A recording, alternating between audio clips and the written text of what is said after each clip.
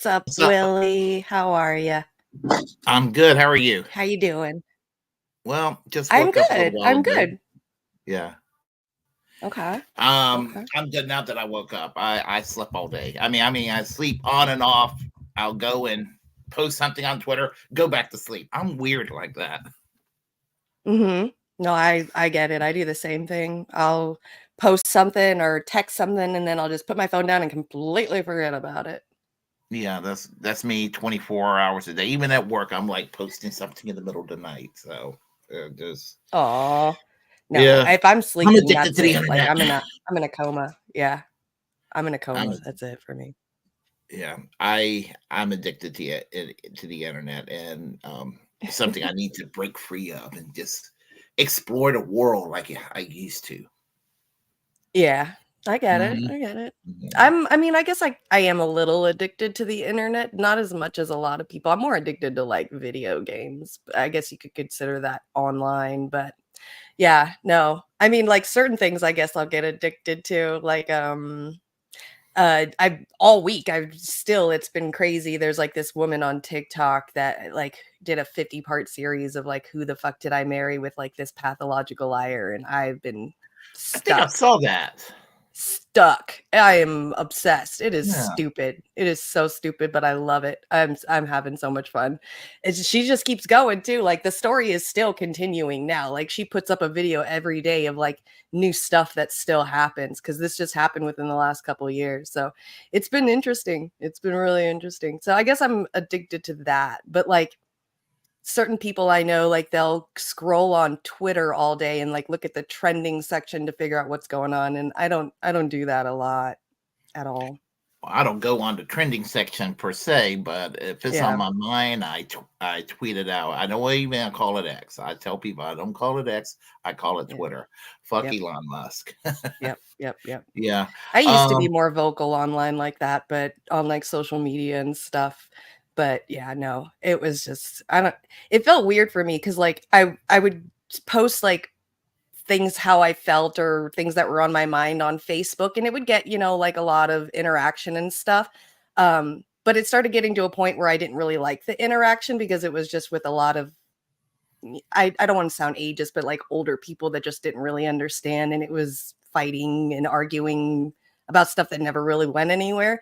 And so I was like, all right, well, let me switch over to Twitter and see if I can do the same thing over there. And I did it over there, and it was just always just dead silence, like screaming into a void out there. So I kind of just was like, you know what? I'm just going to keep my opinions in my head, and maybe if one day I feel like talking about it, maybe, but like this show or like mine and Warren's show, like that's pretty much only where I get things out of my system mhm. anymore. Well, the way it works for me with the whole social media, it replaced television. A lot of people It did. remember people used to be addicted to television. Yeah. Yeah. Yeah, It definitely has. I don't turn on. I hardly ever turn on my TV. Hardly ever. Hmm. And if I do, it's because I want some background noise. Yep. Same. Yeah. I'll put it on for something while I'm doing something else for sure. For Yeah, sure. I don't How's even your have week cable. going? I have been overworked. That's Yeah. why I haven't been streaming a lot. So, Yeah. yeah, I just been overworked and all of that. And yesterday, I had time to, but I was dead to the world, so I dedicated it to some sleep. So, Very good. Good. yeah. Ah, awesome. Good. And I guess do you want to like talk about like the day of the show changing and all of that right now? Oh, yes, yes. Friday's one of my worst days, worst evenings at work, and it's kind of a. I love the show. I hate work. I want to keep the show going, and I was thinking possibly not this coming Tuesday because it's my birthday on Tuesday. So, but maybe we do another Friday show, and then start the following Tuesday from here on.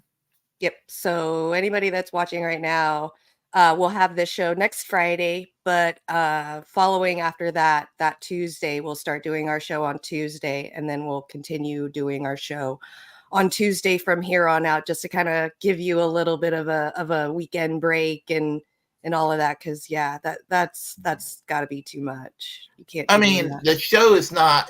Doesn't take a hold on me. It's just waking up. It's the time. It's just the time slot. I am all for the show. So Right, right. yeah. It's just right now. I would say that maybe Tuesdays, and I'm usually off on Tuesday nights, so that works out best for me. Right, so that way you could just do the show and then have the rest of the night off. Yeah. So same time, same. Well, actually, same time of the day, same channel, different actual day. Different day, yes. Same Yeah. time, same channel, just different day. Starting, I guess, in 2 weeks? Yeah, well, I guess maybe slightly less than 2 weeks now. Yeah. Yeah, Yeah, a little bit less than 2 weeks. So, yeah. all right. So, everybody in the comment section, hello. I saw Mr. H at the beginning. Thank you for being here. Ed, I saw you. Hirsch holding down my chat in Twitch as always. My rock star. Daniel Barry sports highlights, and I see Mr. Warren down there at the bottom with good morning. Did you just wake up, Mr. Warren? Is that what happened right now? It's 2 p.m. on West Coast right now, and he's like, good morning. And he's Central Time, so it's 4:07 over there right now as we speak. Yep, yep, Yeah, yep. and And Miguel was just here got a new too. one. Yeah, and PHX Cisco. Hello. Cisco. Hey, how are you doing? It's So morning somewhere. yes, it is. It's 5 o'clock. It's always 5 o'clock somewhere too. That's right. That's right. Yeah. Him and Ed both said it's always morning somewhere. You both just woke up, didn't you? Y'all been partying all night, hanging out. What's her name? What the blonde chick from Hardlands Media that used to work there? Probably out partying with her all night. Laney. Lainey. Yeah. Yeah, yeah. So yeah. Well, I remember when I used to party all night and rock and roll all day. The Kiss song. I mean, what did he say? Rock, yeah, party I all want night. to rock and roll all night and party every day. That's it. That's it. Yeah. Yes. Yep. Well, that used to be me years ago. But even if I had all the time in the world, I'm geriatric enough to kind of just slow it down a little bit. So Mhm. yeah. That's right. Geriatric. I like that word. Yeah, I just thought of it just now. I was like, Very I was trying to nice. search it really quick. Like, what can I say? That word. Yeah. That's good. I think a lot of the younger people are using that nowadays for us, older generation, calling us geriatric. So sad. Well, you're younger than I am. I mean, gosh, I mean, I'm going to be 55 in a few days. I mean, Yeah. what I would love to, be in my 30s again. So, Yeah. I know, that's so true too, because I was just hanging out with my kid and my oldest daughter and her friend um the other day, and I was just telling them like how much I would love to just be like even 24, 25 again. So yeah, like the older you get, the more you wish you were just that little bit younger. So you're right. yeah, I mean, I always joke around with younger people when I talk about things from the past that they look at. They're like, what the hell are you talking about to me? And I was just getting into my old man voice and be like, "Oh, you young whippersnappers, you just don't understand." That's right. Yeah. That's right. Yes, Ed, I am immortal. I am a vampire. I will live forever. Don't you forget that. Well, I always tell people at work, I'm just like Barnabas Collins from Dark Shadows. I'm about ready to go back to my coffin. So Aw. That's so sad. Don't say that. no, We're no, gonna no, figure out how no, to live forever. no, no. I mean, vampires sleep in the daytime, so that I'm work graveyard shift. So that's basically what I meant. So I'll be back out at night. That's like the cartoon vampires that sleep in the daytime. Normal vampires, when they sleep for a long, long time. It's like I the oh, eternal rest. And then they come out. But yeah, no, some of them, I guess, depends on what vampire you're talking about. Don't die on me though. You're not ready yet. I'm not ready. We're I gonna mean, figure out how to live forever, remember? Okay. We're yeah, just my dad is 82. My mom's going to be 80 this year, and they're in pretty good shape for their age. So mhm. that's a good thing. I mean, Hell they yeah. have they have a few little, you know, bumps every now and then, more than in the past. But for their age, they do look good. I mean, they look better than I do at almost 55. That's So right. yeah, yeah, for their age, that is. Yeah. I look older than 55. So Yeah. yeah, No, you don't. You're fine. You look yeah. awesome. I appreciate it. Flattery gets you everywhere. That's right. That's fucking right. No, you I think that I'm old all the time, but yeah, no, I guess when I consider my mom is only like 55, so she's still fucking young as shit too. So I guess I'm not too old, but pushing 40, I'm like, oh, I'm fucking old. Well, you don't even look like you're. I don't even when I look at you, I don't envision a 40-year-old. I I still know. envision somebody that's around 30. I know. I still surprise myself every day when I look in the mirror. I'm like, bitch, you're almost 39 years old and this is how you're looking. Like, yes, fucking say no to drugs, man. That shit worked. That's funny. That's funny. I don't know what it is. It's either good genes, maybe because I was like always considered myself a vampire, so I'm a creature of the night, so I stay out of the sun a lot. I don't go into the sun, like never really like been a daytime kind of person. So I just think like the things that I like in my life in my lifetime, the things that I like doing and not like doing has kind of helped me keep like a youthful look without even realizing it. Either that or I got lucky fucking genes. So I have no fucking clue, but I know. I shock myself. I'm like, Jimmy, you're still so pretty for being almost 40, but you're fucking 40, bitch. Yeah, but it looks like that by the time you're 55, you're probably going to look like you're in your late 30s. So look Right. at it that way. So Exactly. Exactly. That way I can still pull some youngins when I'm 55. I'm just kidding. yeah. Yeah. Oh, by the way, to let everybody know, we're not in the same house in Oh North Carolina or shit. in California. I just thought about that. I looked at your background and I was like, Did you oh, steal my background? I found a background that just brings out the gray a little bit better. That's why I chose it. I was like, this could work. Bro, you literally screenshotted my background and you put it in your background. Don't Is fucking that lie. your I background? It looks like it. Look at the fucking spot. I What the swear fuck that's do you a mean? I just coincidence. realized that. What is happening right now? I was looking. I was like, wait a minute. Oh, oh, snap. You literally no, you did it on purpose. Tell me you did it on I purpose. did not do it on purpose. I found something that will just bring out the gray to shine the gray over when the gray and the skin blends together. I can't stand that. So that's why I chose this background because you know, it doesn't Yeah, look it like I'm. literally looks like you're like right over here next to me or Yeah. something and we're just recording together. That is fucking wild.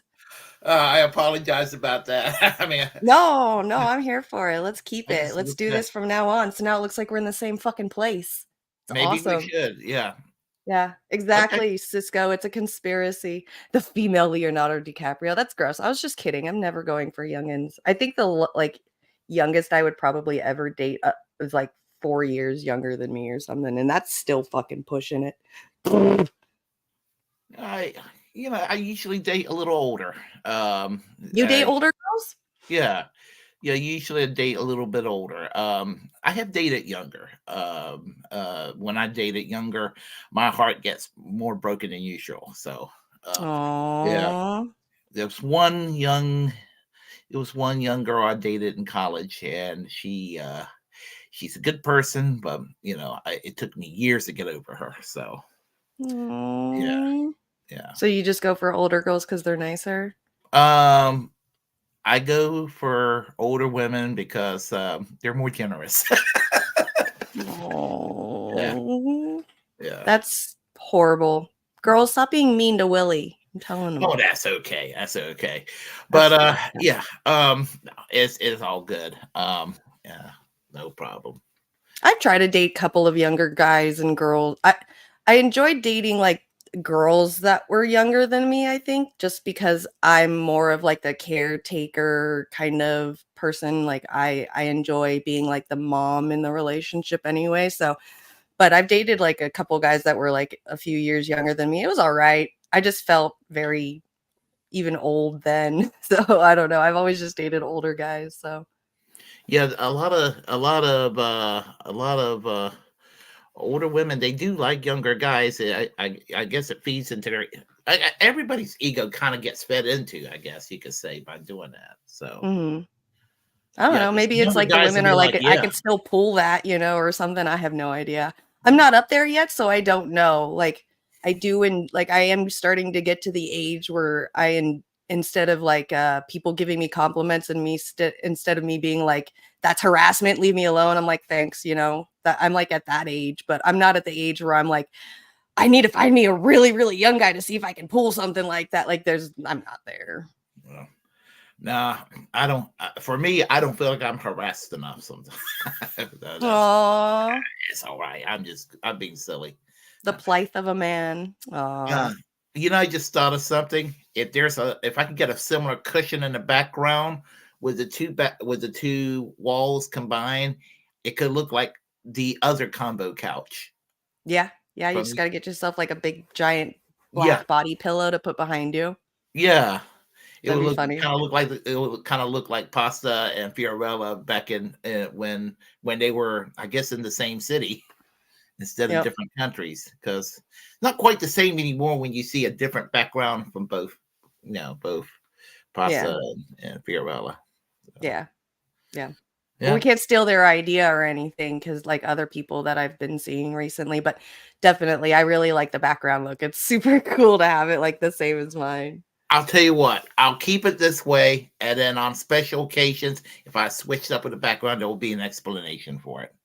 Alright. Well, Oh, that's fine because you can change it around and keep it that way anyway. Because it's only gonna be once in a while that I can record in my living room, so most of the time I have that, like, sheet thing on, with the planets in the background because 'cause I'm sitting outside, so today I get to chill in the house, so it's my fucking walls.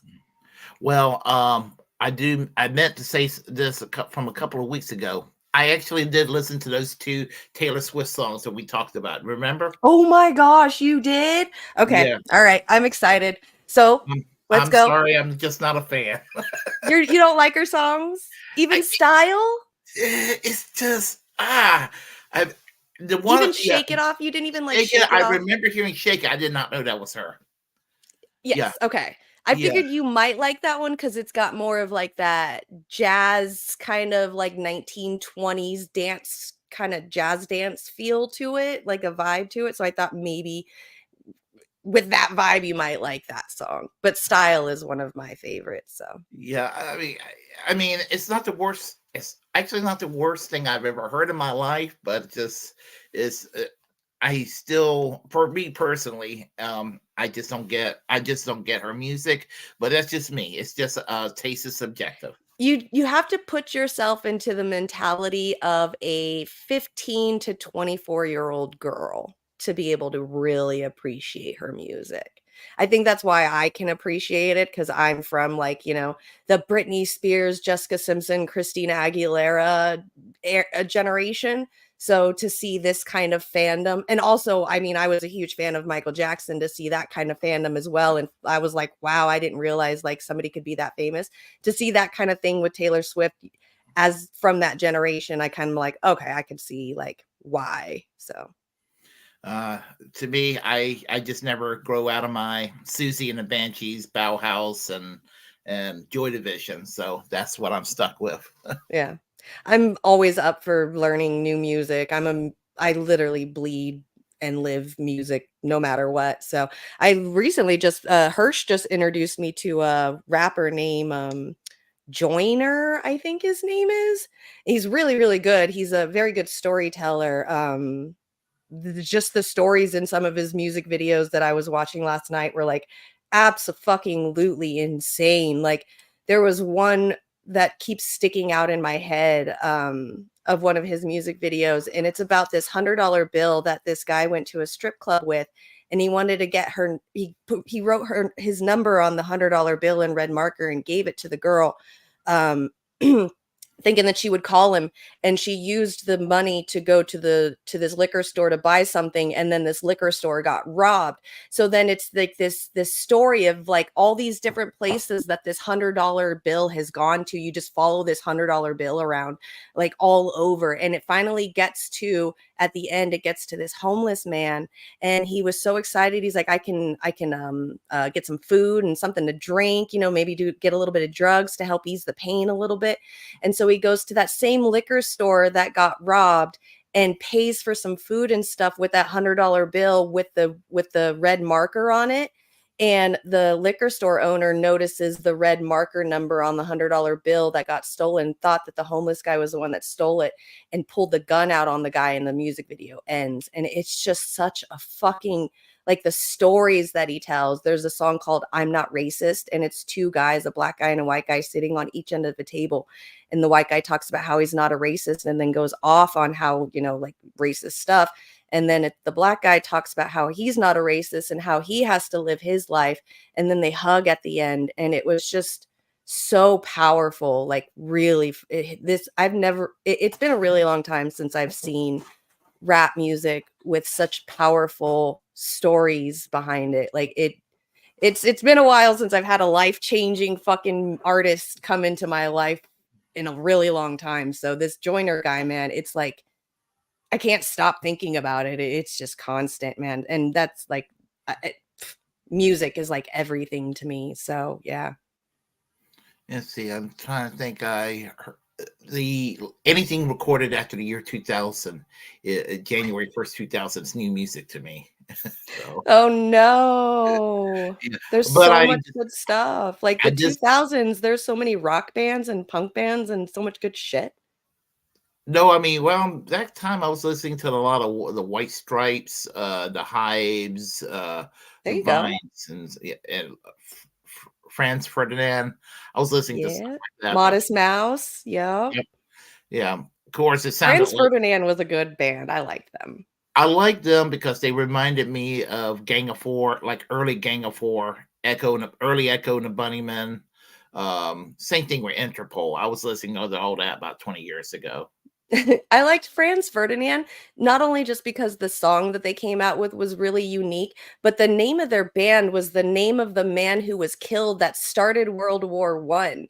Like, And yeah. and their song that they came out with was called Take Me Out. So I thought it was just super ironic because I'm like a history fanatic. So I thought that that was really cool that they did that, like name your band after that, and then your first single is Take Me Out. Like, I just thought they were just the coolest to me when I was at that age. So yeah. Yeah, I was listening to a lot of that 20 years ago. Yeah. And Don't say 20 years ago. You're making me feel old again. yeah, but I mean, you were a hell of a lot. Yeah, I mean, you a teenager back then? You, I was like early 20s. Yeah, like late teens, early 20s in the 2000s. Yeah. there you go. Yeah. See, you're significantly younger than I am. I mean, Yeah, but the 2000s, man, by the end of the 2000s, I already had two fucking kids. So, yeah. I grew up fast. Let's see what somebody I did discover this week, and it was from a few years ago. So, and that was the name. I think she's a German artist named Gertrude Stein. I mean, but even though that's her name from the novel, I Love You, Atlas B. Toklas. It's She was interesting. I listened to. I cannot pronounce the name of the song because it's in German, but I listened to it about 50 times several days ago. I just put it on loop, and that was it. So, Oh wow, that's interesting. What's I her think name? her name is Gertrude Stein.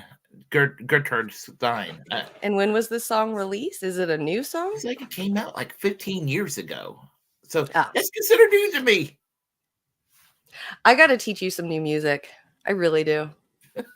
Well, Well, since you mentioned all these like really unique bands from the 2000s, I can probably get an idea of like newer music that just came out within the last 5 years or so that's kind of down your genre alley that you would probably dig.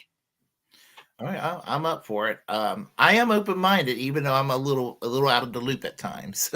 Yeah, yeah. No, I get it. I get it. Yeah. You got to keep yourself, if you're a music obsessed, you got to keep yourself in the loop. Like, some of these kids with their music, man, it's just super intriguing, and they're making kind of, some of them are making history with the new sounds and stuff, just like in, the 1900s and the late 1900s, where people were creating new music that's like, whoa, I've never heard that before, that's really neat, so kids are still doing it out there, and it's really interesting. They're starting to meld things together and genres together to create new ones, and it's still out there. The kids are all right. Exactly. No, Yeah. Willie will love. See, that's the one thing. I don't think I could get Willie into some rap. I don't know. I would really like to see you watch like WAP, which is like Cardi B and Meg the Stallion song. That would be fucking Um, hilarious. I was humored when I heard Ben Shapiro quoting Cardi B. Right, but I want to see your face watching that music video of those two. I don't think you would be into that, cuz yeah, I was thinking about it too, cuz Cardi B just came out with a new song literally last night at midnight. I was up watching it cuz that shit is so fucking, god, that bitch has the best outfits I've ever seen in my life. I love Cardi B so much. She's She like my seems very idol. cool. Yeah, she's like the stripper's dream. Like, that girl went from being like nobody as a stripper to being like one of the best female artists in the game. Like, she's pretty much every stripper's like idol dream. Like, like everybody wants to be a princess when they grow up. Like, strippers are like, that's like end goal right there. Let me make my own millions of dollars starting as a stripper. She's great. She's awesome. Well, as I say, she seems cool. Just Yeah. listening to the interviews I've seen of her. I Yeah, get, she's very political too. I love that about her. think she was a Bernie supporter in 2020. She was very much a Bernie supporter. Yep, Yeah. she even interviewed him and everything. Well, that was when we all believed in Bernie. Yeah, when we yeah, exactly. I mean, Got a new person in the chat. Uppy Weezus. Okay, I'm gonna call you Uppy. Hi, nice to see you. Loving the stream. Thank you. I know we've just spent the first 27 minutes chatting. We yeah, got news and stuff to do. I'm yeah. so excited. I watched that Libs of TikTok interview this week, like 5 times, at least 5 times, because I'm so like, it drives me crazy. I'm here for the pettiness, but it always just like insanely drives me insane. But I took some pieces out of there that I'm definitely wanting to talk about today, because that shit, man, drove me up the wall. Yeah, the libs of TikTok. It's just, I mean, it's just around to demonize the Thank you, whole group Uppy. of people. Yeah. Yep. Yep. Okay, so then you want to get started? We could start with yours. The what is it? The Willie disaster. Yeah. Well, it was in basically in regard to the Joe Rogan interview with Kid Rock, where he's talking about justifying, you know, the genocide in Israel and going further. And so Joe shut the fuck up shit lib decided to make a video about it with you know taking the scene from the movie Joe Dirt, and apparently I'm in it. Oh, really? Wait, why is it showing me that? Hold on really quick. Um, do I go back? No. I don't know why it says Willie's disaster, but it's one of my videos. Can you send me the link really quick? I sure can. Give me a Okay, you're awesome. I think that's just something happened in Google Docs and it's not giving it to me. Oh, hold on. That's Laura Loomer. Oh gosh, she's horrible. Thank you. Let's see. Here we go. Let me go ahead and I'm gonna. You gonna put it in the private chat for me? Yeah. Awesome. Thank you. I'm sorry about that. I don't know why it. No, it is yours because it says Willie's, but then it won't. No, hold on. Oh, no, no, no. I think you know what it was. I think this is one of mine. I put Willy Disaster because it's the Willy Wonka thing. Oh, And I okay. thought it was your name. So then which one on your list did you want to go for Oh, first? okay. Well, I guess we should begin at the beginning then. Laura The Loomer. Laura? Okay. Uh, let's see. Yeah, Lauren Luma is a total pick me grifter. Yeah, Okay. just listening to what she has to say there. Yes, she's very offensive. Okay. Now Laura Loomer, that name sounds familiar. She is an independent journalist that is right wing, and she's actually so far to the right that she makes Alex Jones look like shit lives from the Young Turks. That's how far out she is. Oh. She's she's anti-Muslim. She's anti-immigrant. I think she got arrested for stepping on Nancy Pelosi's property, which I'm no fan of Nancy Pelosi, but but she went into her property and all that, and she's been deplatformed somewhat recently, but I think she's now back on Twitter. And she, like a lot of right wingers, like to go and whip out their conservative persecution complex card. Okay. Yeah. All right. Let's see if this works. Share screen. There it is. All right. Let's check this out. Do some anti-Semitism for you. Onion nuggets. Chelsea. Rhinos are after TJ's booty. Cool. About Booty, booty, booty, booty, booty, booty, booty, booty, booty, booty, booty, booty, booty, booty. We are going to watch the latest Pick Me. This is Laura Loomer. I forget what she's from. She was something. I can't remember. Isn't she a Daily Wire chick? I think she is. Right? Or no? I don't know. Let me take a look.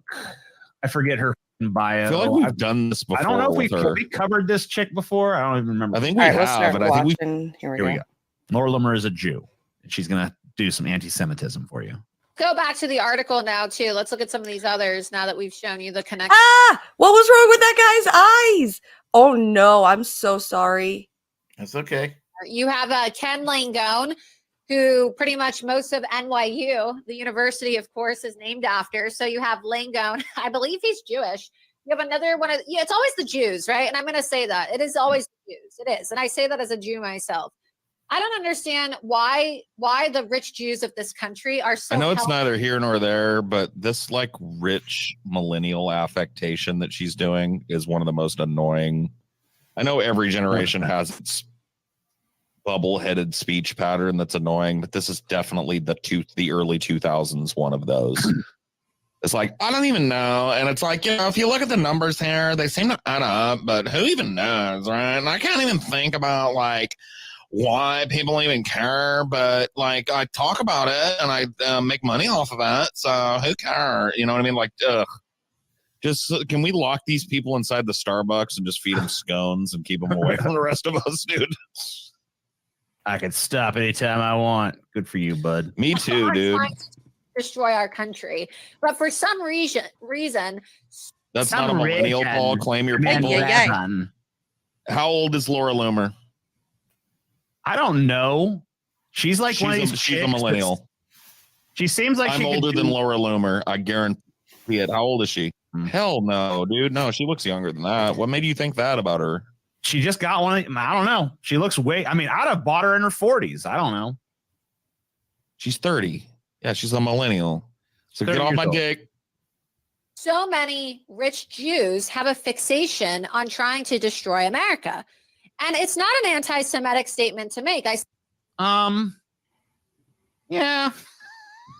But if it isn't, I don't know what is. Right? I don't know what I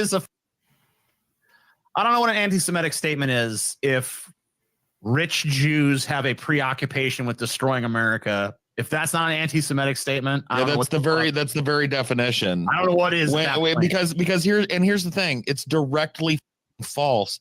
Jews, especially since they came here in numbers, fleeing the wars in Europe, have done nothing but enrich society. They are some of the most accomplished academics in our university system. They're some of the most successful businessmen and financiers. Industry. They're successful in our real major export here from the United States, which is entertainment and culture. You know what I mean? They've done nothing but like prop up America and frankly help it keep limping Well, let's along. be real. Like the big reason that so many of these motherfuckers talk shit on Jews is because they're like jealous of how successful Jews have been in pretty much every industry or whatever they touch. Well, fucking boo-hoo Jew, strong and white man. Why don't you stand up and do I know better they're always then? about this. They're always about this, like, oh, we don't want black pilots because they're not qualified, because we shouldn't have affirmative action. It should go to whoever's the best at it. But then when the Jews are the best at something, it's like, oh, well, that. Right. That's because they're evil. It's like, maybe they're just better than you at that. I don't know what to tell you, bro. Like, come on. Jews are a scapegoat to hide the crimes of capitalism. I agree. They're often used in that way. Yeah. Because they don't want to admit that it's the system that's. So instead, it's like, no, the system is fine. There's no problems with that. You know what it really is? It's these evil money-grubbing Jews. Meanwhile, there's a million money-grubbing motherfuckers of every race out there willing to slit your throat for a nickel. But if they're not Jewish, you don't care. Oh, man. If it's a Jewish one, it's like, oh, shit. You can't step I out. agree. I definitely have seen like the one-sidedness of that kind of stuff. I mean, yeah, the companies will lay off a bunch of people, and then they'll go around and blame it on immigrants. Selling more drugs with less, or selling more guns with less regulation. So kids are shooting up schools and violence is increasing, but they're going to blame it on poor Black communities and violence and gangs and stuff like that. Like it's the scapegoating is what they always do. It's just exactly it's just the grift for conservative. Yeah. Now, when it comes to anti-Semitism, it's amazing how they're blamed for the hyper-capitalism on the one hand, but for the rise of communism on the other hand, and Right. cultural Marxism. When you hear people talk about cultural Marxism today, that's a loaded, coded phrase.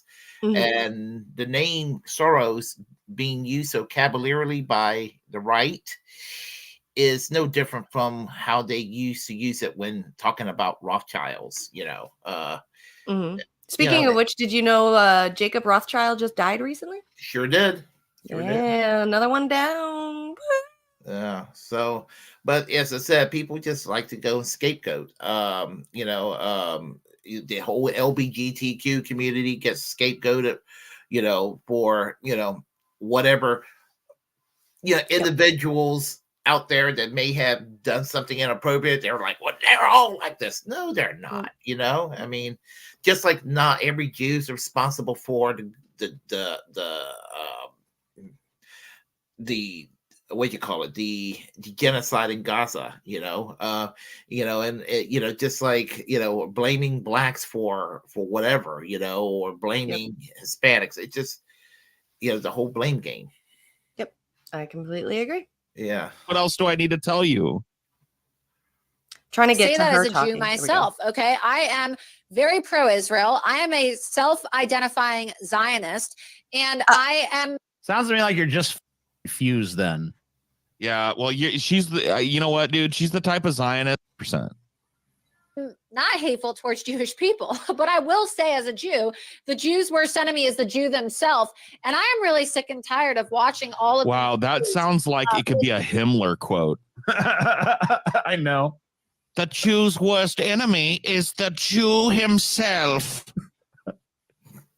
I know. Heinrich Himmler, leader of the 27th Waffen, Hitler's army. Large amounts of money in our country donate to fund the destruction of our nation. By the way, The destruction of our nation she's talking about is apparently just people who gave money to Nikki Haley. Yeah, right. Like, that's the fucking force that's going to destroy the nation. Yes. The Nikki Haley supporter. And Trump is the guy that's going to Well, save. also, she's not realizing AIPAC is Zionist. I mean, that's so. She doesn't even make sense in her own argument. No, I mean, and there's a lot of, I mean, I think she knows that there's a lot of right wing based anti-Semitism out there. So it's her way. She's sort of playing the role of what's his name, Jesse Lee Peterson, who sits there and talk about negative black stereotypes to appease right wing people, white right wingers, and to do their confirmation bias. I mean, she's kind of doing the same thing in some ways. Yeah. It's just she's interesting. Just as Don't Dave, bring that up. oh, I'm sorry.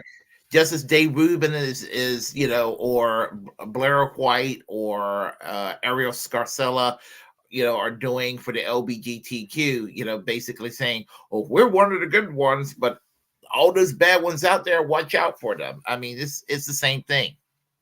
Uh-huh. All goes down in technicalities, sir. And the communist takeover of America. So, okay, listen up, Jews. Okay, I'm snapping my fingers at you. It's time to get it together.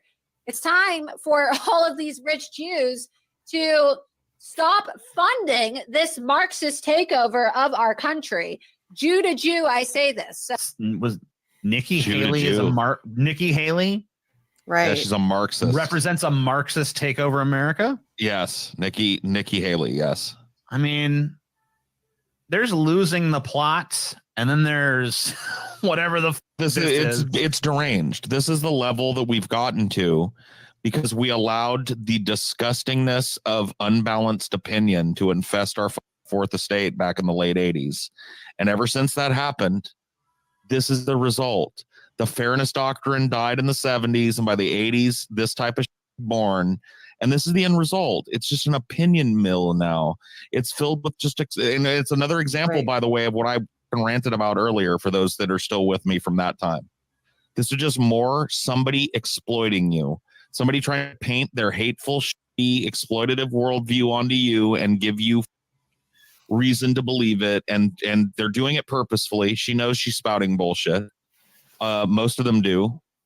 And it's just another example. Where can you go where you don't have somebody that's trying to groom you into helping them destroy the world? So I don't know what's going on. Look, it's a problem.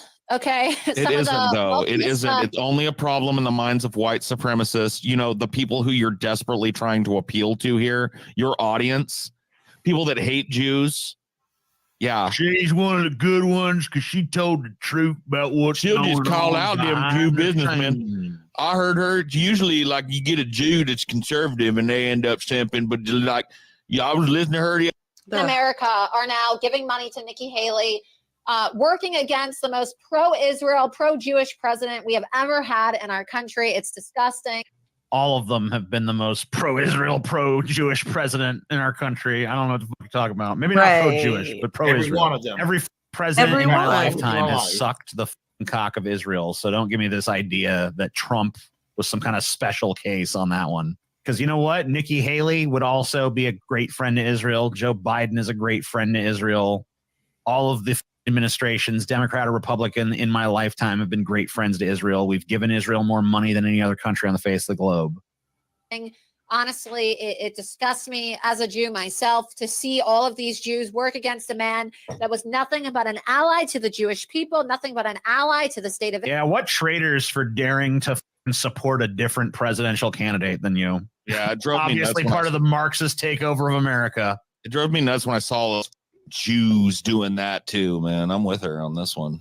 Honestly. Yeah, I mean, I'm no fan of Nikki Haley, but I'm not a fan of her because she's a crazy right-wing bitch.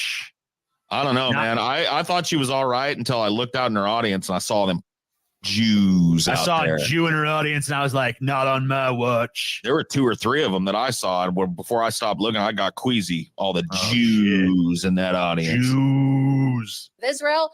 And now they're trying to give Joe Biden 4 more years by propping up Nikki Haley.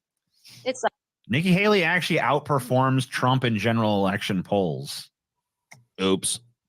So But I mean, like, that whatever. doesn't even make sense. Like, actually, a bunch of Nikki Haley's support base is like Democrats who are disenfranchised with Biden that are probably a little bit more conservative leaning. So, like, honestly, the Republican Party would have a better chance of victory if they did nominate Nikki Haley to office. I mean, Trump might still win, but it's looking like a squeaker when you look at polls between him and Biden. Whereas the Nikki Haley ones, I've seen several where Nikki Haley cleans Biden's clock. But of course, she can't get through the primary process because that's where the hardcore motherfuckers are. The problem is, like, we have a ton of independents in this country, and we have a ton of people who are like nominally Democrat and Republican, and we have a lot of people that are members of like other political parties and stuff and all that. But most of those people have very little say in who wins a primary. And in fact, even people who could have a say don't exercise that right because they're just like, whatever. So it's really like the hardcore red motherfuckers that are going to vote in a Republican primary. And unfortunately for them, a lot of times the person they put up is not really the most electable person. And then when that person turns out not to be electable, then they want to scream and cry that the election was fraudulent and stolen. It's like, no, you're just not the majority in the fucking country. You have to pick someone that has a little bit more cross appeal. And in this case, Nikki Haley does have more cross appeal. I'm glad you guys are too stupid to see that, because I don't want Nikki Haley. Then again, I don't really want Joe Biden either. So it really is not that much sweat off my balls either way. But I'm glad you're stupid. It's unbelievable. I'm gonna go fill up my drink. I got dry throat over here. I'll be right. Anything you gotta say? Well, I totally agree with them. And here's the thing. I mean, she's acting like Nikki Haley is some rabid anti-Zionist. I mean, for Christ's sake, she's a Bush Cheney era neocon. And pardon the vulgarity, if there's anybody who's going to be sucking Israel's cock more than Trump, would be people who would support Nikki Haley in some ways. But I mean, they are all pro-Israel, every one of them. I mean, of course, yeah. Marianne Williamson, who decided to unsuspend her campaign. She's also, even though she's kind of seen as a Bernie left kind of a candidate for 2024, she's a Zionist. I mean, they are all Zionists, Democrat, Republican alike. Mm-hmm. Yep. Yeah, you got your liberal and you got your conservative wings of the movement, but they're all sucking on Israel's cock. In particular, Benjamin Netanyahu. Yeah, I completely agree. No, I don't see a difference in any of them. I mean, Nikki Haley is only going to bring about the same kind of wars that we already have. Trump has already done his damage, and not like we see anything different than what Biden is doing, especially in Israel with Trump. So, like what Hirsch said, Trump literally moved the U.S. embassy into Jerusalem, pretty much solidifying, Israel as a state. So, it's gross and. Yeah. Whatever. I mean, they're just gonna sit there and fight back and forth, and we're never gonna get anything. I mean, your little buddy there was right. There's so many nuances when it comes to how people vote and what they vote for, with independent voters, third party voters, people who don't even vote at all, even milquetoast, maybe flip kind of voters that won't even vote for a Democrat, even though they're registered as a Democrat, and same with Republican. You got libertarians too, and we're never getting the full scope of all of them. All we're ever seeing is the hand-picked, chosen by the government already of a Democrat and Republican. So yeah, it's all just a shit show now. Yes, it is. Sometimes I just realize it's probably best to just laugh at it, because if not, I'd go insane. Yep. I think that's all we can do. Just look at it as a Saturday Night Live sketch in real life. I know. It feels like it. Shit. I wake up every day like, am I really living on planet Earth right now? Like, did CERN really do something where it changed like the dimension timeline that we're on, and now we're on some like weird cartoonish like reality TV show fucking timeline. Man. Okay. Anyway, so on to I guess another grifter, like I was saying earlier. So this week Taylor Lorenz, I think she's from The Intercept, interviewed uh Chaya Reichik, for the girl from Libs of TikTok, the owner of it. But from what I've been learning about this interview has been really interesting, is that Kaya, the Libs of TikTok girl, was getting the interview done to her, but it was her cameraman that was recording. I guess Taylor Lorenz had a camera, like had her phone recording on the side on a tripod, which you don't really see until the very end. But apparently it died. So the only person that really had the full recording was the Libs of TikTok girl. And she released the full thing, like absolute full thing. This shit drove me absolutely insane. Like I was telling my friends, I pretty much consider like people like this is really the epitome of like a lost cause of trying to get them to see different perspectives, at least in the world, like what they believe, their belief system, their anecdotal evidence is pure fact, even though they base their sayings on, facts, not feelings. Everything that they say is actually based on feelings because there's not any facts there. So it was really interesting to see this interview. I saved a couple of spots that I thought were kind of key points. I've heard some spots are going viral. I don't know if I chose those ones. Let's hope.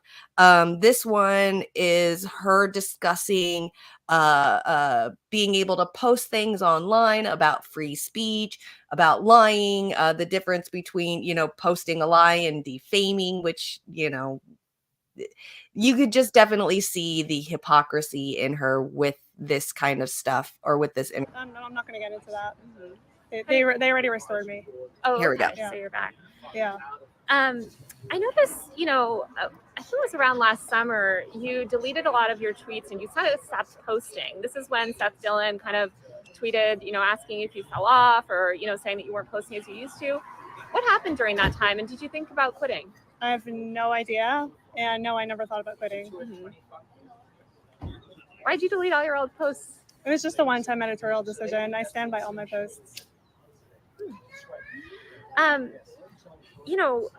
guess speaking of deleting posts, you still have a post up accusing the Uvalde shooter of being trans. Obviously that's been debunked. Yeah, there's a community note on it. So why not remove that post if you're so comfortable with removing posts? Because there's a community note. I think it's clear. It's obviously it was unintentional. There was a watermark on it. It was from a meme, an account that was going around.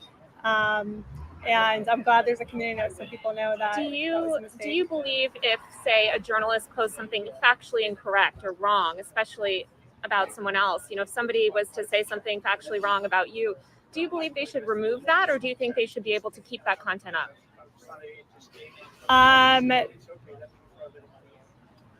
Twitter is free speech. People lie about me all the time on there, and they don't get taken down. If you want, it has to go both ways. So you believe that people should be allowed to keep up wrong information about you and have no recourse, be able to keep that up? Free speech is free speech. Okay. So I'm kind of curious how you square that with the letter that you sent this morning to V Sphere, claiming that, you were going to try to sue her for slander. If free speech is free speech, then why are you threatening your critics with lawsuits? Well, defamation is different. So would you call misidentifying a shooter's sexuality defamation? No, I wouldn't. Like I said, there's already a community note on it. So I'm glad that people now. And you admit that it's wrong, right? It was the Uvalde yeah, shooter and trans? I wasn't the creator of that image. Sure, but she you can shared imagine if somebody amplified wrong information. The media, like Washington Post and other places, they lie all the time. They're never held accountable. They never remove it. They lie and lie and lie. So I am not gonna. If you want to hold me to that level, then I get to hold you to that level as well, and all the other media. So I just don't think, it's not it's not accurate to compare it, because Was the Uvalde shooter trans? the Uvalde shooter wasn't trans. Got it. And so I guess knowing that you posted wrong information, you're saying it should stay up and everybody else should be allowed to keep whatever they have up as well. Is that sort of your stance? Am I accurately understanding it? Is there a law against? No, I'm not asking law. I'm just lying? asking your personal sort of opinion. I'm just kind of curious because it seems like you have come after other people, such as vSphere and other critics, saying you posted wrong information about me, take it down. I totally get that. That's your prerogative. It's different with defaming a journalist like that. They're defaming me. Do you hear the And you don't think that hypocrisy? calling Are you a hearing this? shooter? I do. It's okay when she does it, but the other people better not do it. That's basically what I'm getting at. Exactly. When she gets to defame people, it's free speech, and she put a community note there so that way, you know, she gets to keep the post of it saying, you know, them saying a defamation thing about a person, and you know, that's it. But you know, somebody else does the same thing to her, like a journalist talking about an influencer, a public influencer. She gets to sue them for defamation because she doesn't like what they have to say. So right, she ain't no journalist either. She's literally a woman online who reposts other people's stuff. There's no journalism in that whatsoever, what she's doing. And the hypocrisy is absolutely insane to me. The thing that drove me crazy, the most crazy about a lot of this, is just the answers that she was giving were very petty. Kind of reminded me of what those guys were doing earlier with the last chick in the last video, like the whole Valley Girl, California, almost like Kardashian, like, oh my God, I don't want to deal with this kind of attitude. It's definitely, this chick is living that for sure. She's wearing a Praise Jeebus Jert 3000. I know that's really funny is everybody's making fun of her because apparently she wore like this really long jean skirt, like it's a jean skirt and it goes all the way down to her fucking ankles, and it is super funny seeing the people. I think the most funniest thing I've seen so far online was somebody saying that she bought herself one Jinko leg pant and that's what she's wearing, just the one leg Jinko pants. But yeah, no, I thought that shit's freaking making me hilarious, like laugh so fucking hard, because I remember growing up, the only girls that I ever knew that wore jean skirts were the Christians girls, like us little virgin Christian girls, or the Mormon girls that were only allowed to wear dresses, or Baptist girls too, were only allowed to wear skirts and dresses 24/7. That's all they were allowed to wear. They weren't allowed to wear pants at all. So they would wear the jean skirts. And it was like the trend in church. Like it was the trend in church. And this bitch just comes out to LA and gets an interview in a fucking jean skirt. It's fucking hilarious. It's so outdated. It's so funny. Okay, so another one that she did, let me get to it, 26, 23. This one, it says it's she's saying that transgenderism is a lie, and then they get into a topic about gender affirming care and plastic surgery, to where we get to see hypocrisy again. So let me get to it. All right. Socially completely transitioned and are leading happy lives. What would happen to them? I mean, what's your plan for that? If transgenderism doesn't exist, which it seems like that's what you believe, what happens to all the people living happy lives as trans people? Well, first of all, the whole trans it's based on a lie. You can't change your gender. Okay, but so they could go live their life. I mean, I can't tell someone what to do in their house. Sounds like you do want to tell people what to do in their house. I never said that. So you're totally okay with people being trans, just not as long as they're in public. No, I never said that. They could. It's the whole thing is based off of a lie, and I think that remember, facts not feelings. This thing is based off of a lie. That's your feelings, bitch. That's your feelings. Your feelings say that it's a lie, but facts not feelings, right? Well, here's another angle to this. I hear they try to have it both ways. Well, I personally don't care, but I don't want them doing that. I mean, it's like, leave them alone. Let them live their lives. If they believe in small government like they claim they do, they will let a trans individual live their lives. Exactly.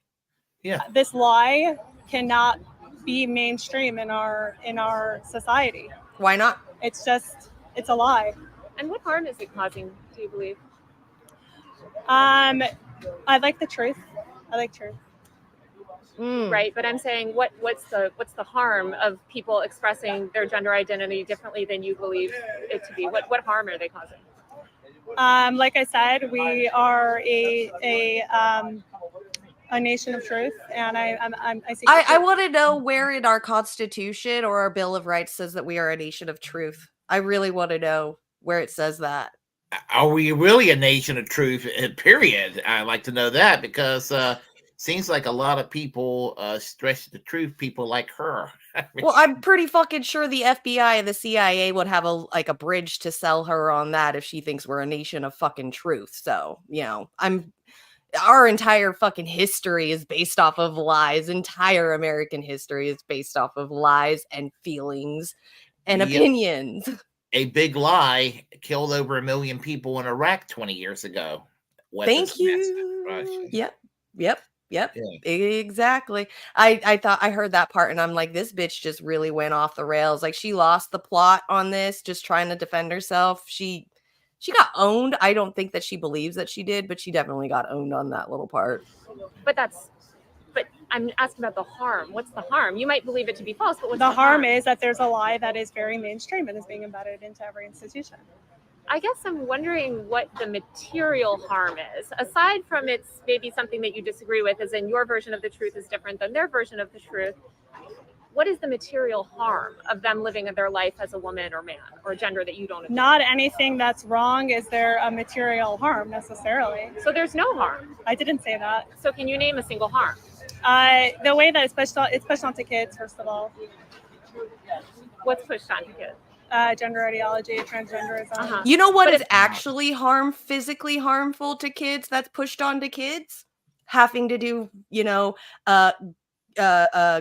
shooter drills in school every few months. The fact that they have to go to school every day, not knowing whether or not this is the day that they're going to be shot by just some random kid in school. I think that's an actual real physical, and the fact that school shootings is actually the #1 cause of death for kids under 18 in America. I think that's an actual real harm causing problem that we have in America. But she likes to really fight for how apparently it's the LGBTQ community and transgenderism is harming America because it's embedding lies into the country. Because that's right, I forgot, that's right, we're a nation of truth. My bad.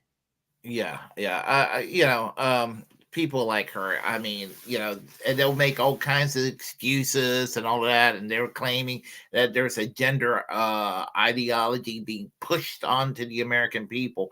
Well, here's the thing: existing is not promotion of an ideology.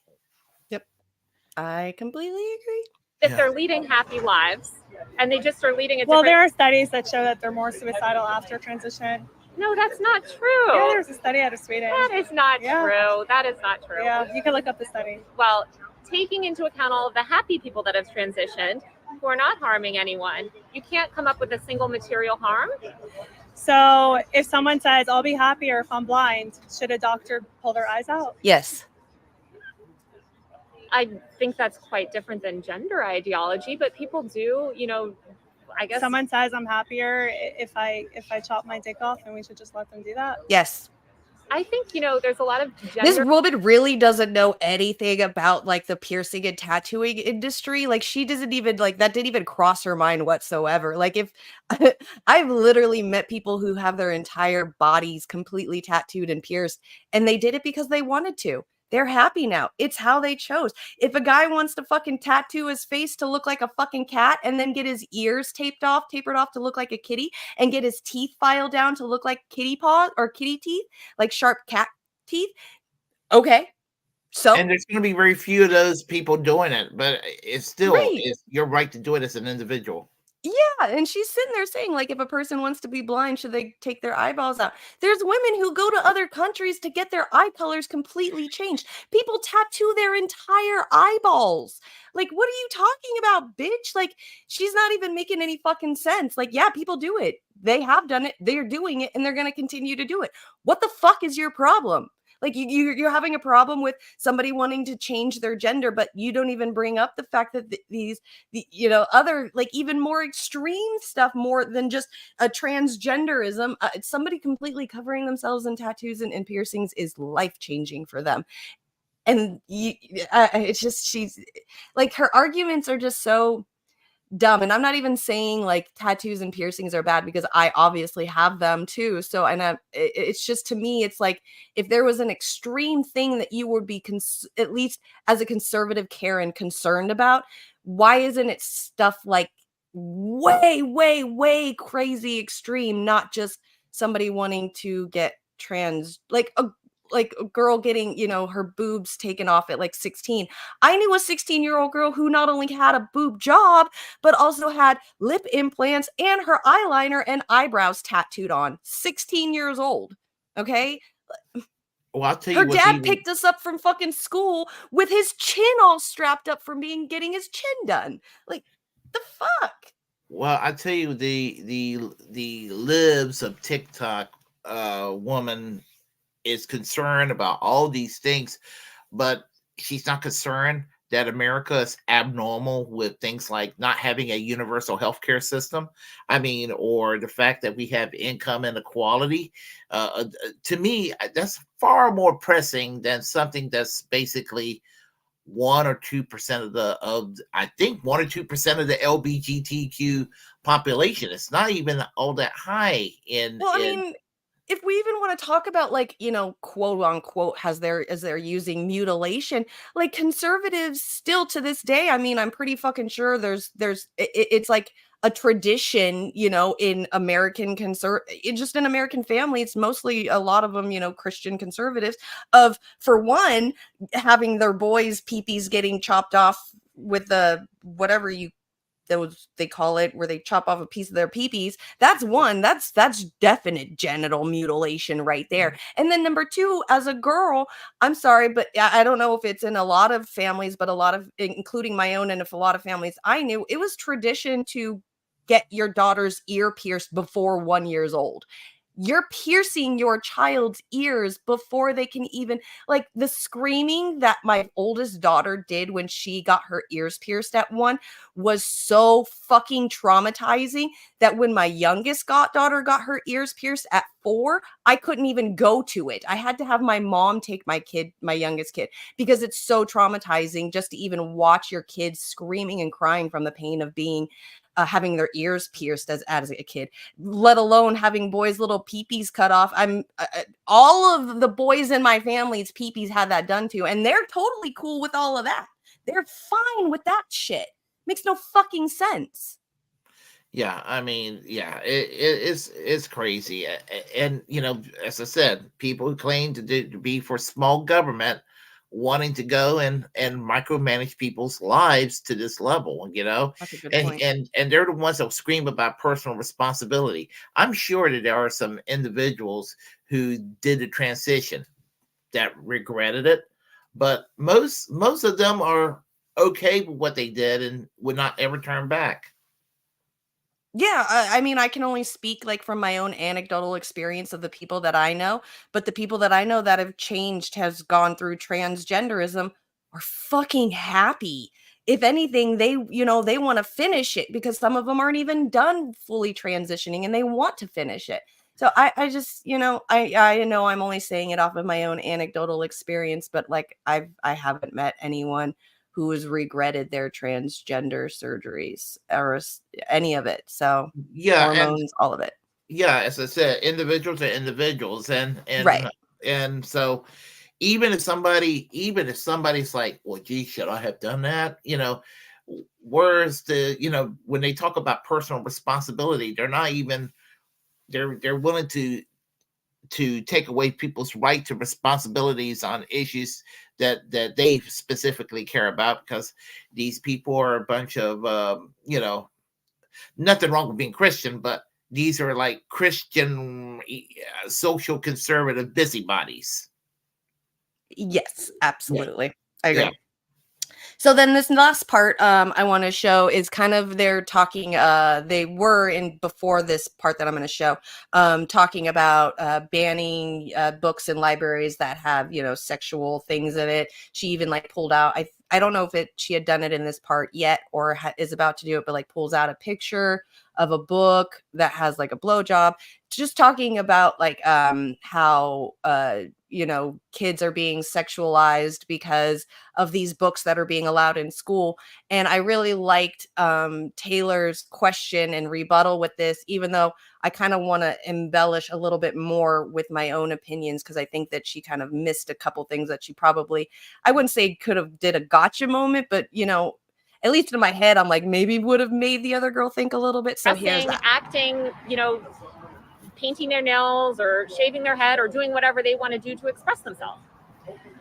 I don't care if a guy wants to paint his nails.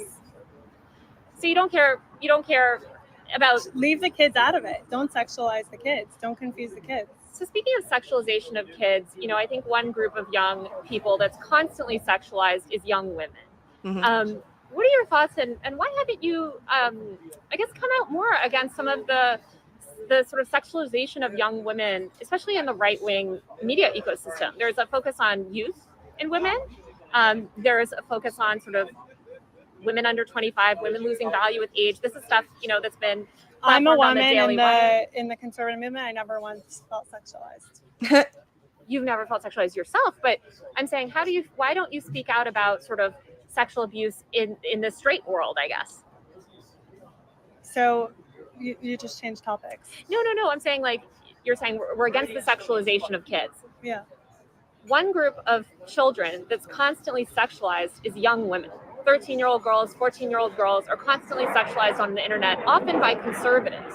So I'm wondering, especially given, you know, what some commentary has come from like people at the Daily Wire, for instance, right? They've made comments about young women losing value with age, which is kind of a pedophilic ideology. Why not speak out on that? I've never seen that. I have no evidence. You've never seen young women getting sexualized? I focus on kids. And you've never seen young girls getting sexualized? I've seen young girls getting sexualized. I'm referring to the Daily Wire thing. I can't answer for that. Okay, but let's just talk about young girls. Why don't you speak out about that? Why don't you speak out about sort of heteronormative cisgender men, traditional men, sexualizing young girls, young female girls? I speak out about the sexualization of kids. But you don't speak out about sort of the sexualization of kids by straight people. I don't discriminate on who's sexualizing the kids. Yeah, she does. The kids being sexualized. Yes, she does. Well, but there's only one group of kids that you're talking about, which is you're concerned about sort of people being sexualized by the LGBTQ community. I'm saying a lot of straight older men. Not necessarily the LGBTQ. I mean, if they're, you know, I don't want straight teachers to be talking about their sexuality in schools either. So you wouldn't be okay with a straight teacher, for instance, discussing their marriage? I think it's weird. Uh-huh. Why would someone discuss their marriage in a classroom? Honestly, weird. I don't know. You were a teacher. I feel like teachers sometimes do that. You know, I do think that there is a sexualization of children from straight couples. I mean, I know that I went shopping for a friend recently to find little baby onesies. And when you're looking for little boy baby onesies, a lot of them say, you know, where's my mommy's kids or whatever. You know, you see these kind of, I would say, sexual innuendo on babies' clothes. I've never seen you post about that. I've never seen you post about sort of sexualization from the straight community, I guess. I don't discriminate against who's doing the sexualization. I also, I guess, like, what are you defining as sexualization? But I've never said like, oh, look, here's porn in school and the librarian is not straight. No, I don't care who the librarian is. I don't care if they're straight or gay or trans or whatever they want to say they are. Yeah, I just think it seems... I guess I wonder why you don't focus on sort of like young girls as a woman. I mean, were you ever sexualized as a young child? No. I find that interesting because I think all women kind of experience that, although it depends on your community. But I do think that there's a focus on women and age as well. And there's this notion that women lose value as they age. And I know I hear that all the time in my comments from conservatives. I've never once seen that. You've never seen that? No. I feel like I've never seen a conservative figure say that women lose value when they age. Why do you think there's such That's discussion so about crazy women to and me. ages then? It's so wild to me how she's never heard a conservative say how women lose value after their age, because I'm 100% sure I've heard tons of conservatives say that. And one thing that she didn't mention about sexualizing little girls that I think she probably could have mentioned, like I said, that might have been a gotcha, could have been a gotcha moment, was the beauty pageants in little girls beauty pageants. That is extremely sexualizing little girls. Another thing that she didn't also mention that I think that probably would be really good is the fact that men love when women dress in like schoolgirl outfits, you know, the plaid skirts with the little button up white shirts with the high yeah, the socks. Catholic schoolgirl, naughty Catholic schoolgirl look. Exactly. Sexualizing little girls. It's something that men fantasize about. I, as somebody who used to be a dancer, that was one of the most popular outfits that the girls would wear for the men. And I'm telling you now, I'm 90 or 100% sure 99% of the guys that would go into those clubs were conservative men. So, and married most of the time. So she didn't give a lot of really good examples of sexualizing little girls to kind of help her case a little bit. That I'm kind of like just kind of throwing those out there as like, you know, more of, you know, proof that this woman, this Kaya, whatever her name is picking and choosing what sexualization of kids is happening to them, and it completely ignoring the disgusting conservative white mentality of children and little girls, whether it's women dressing up as little girls or little girls dressing up in gross bikinis and looking like grown-ass women in beauty pageants. I think that is high proof of sexualizing girls, without actually giving any of my own anecdotal experience of being sexualized as a girl. I'm completely shocked that she says that she's been in conservative arenas her entire lifetime and has never felt sexualized. I'm pretty sure that she just doesn't see it and doesn't want to see it, because I'm pretty sure that there's been some dudes that look at her very strange, probably wanted her to sit on their lap. And she had no freaking clue. You know, she probably just has no idea that she was being sexualized at the time. So I for think her. she realizes that she's got a narrative to prove. So, you know, I think that that's what it comes down to. That they're very unyielding, these right wingers, and they're never going to own up to the shit on their sides. And I think that that's what she's doing in a very cavalier way. And you know, I mean, I know she's conducting a professional interview there, but I I have in the past been probably a little more patient with some conservative people trying to appeal to a sense of reasoning, and I'm just like, nah, Yeah. no longer. I'm taking the gloves off. Yeah, I'm pretty much like starting to get there myself. Not too long ago I was in that mentality of there's got to be a way that we can talk to these people. There's got to be a way that we can help change their minds to get them to see the hypocrisy and the irony in their own conversations and their own talking points. But I, I don't know, just more and more and more I'm paying attention to, like, just kind of this interview right here, the Taylor asking her a question and then Kaya kind of like rebutting her answer with another question and not even answering the question in the first place, and then kind of switching it around to other subjects. It almost seems to me now, I'm starting to realize that yes, they're lost causes, but they're so loud. Like, they call themselves like the silent majority, but they are so fucking loud. It's like, how do we shut them up? I'm just at a lost point right now. Like, I thought, maybe being nice to them and talking to them in a nice way would probably work, but obviously even with this chick, it doesn't work, because I would have already slapped her and punched her and fucking fought her on the street right there if she would have talked to me like that. Like, bitch, who the fuck do you think I am? Like, I'm sorry, but I'm starting to realize that, yeah, it's probably just a fucking lost cause. I mean, I'm not going to say that maybe every conservative would be guilty No, of this, but those. I mean, I've run across some you can have a very, productive conversation with and all of that.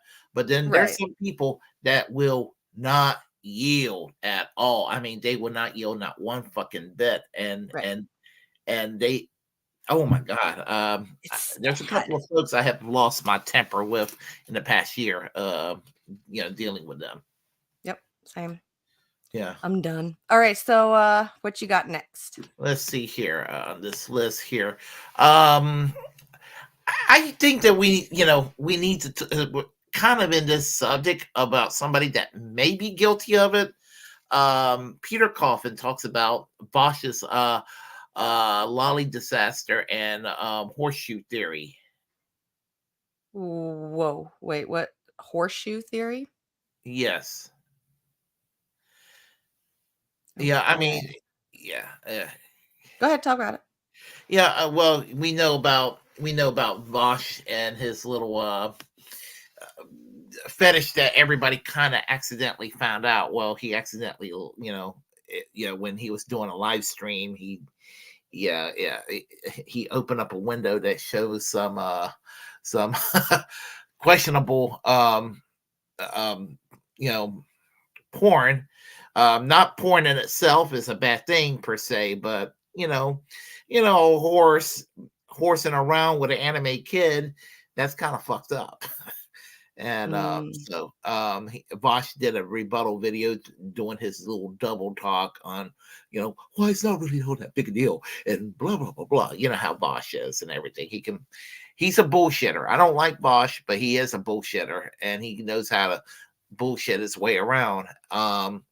And Peter Coffin decided to kind of he did a long rebuttal video on Vosh, but this short one I think is a little bit better to show. okay, cool. Then we will do this one.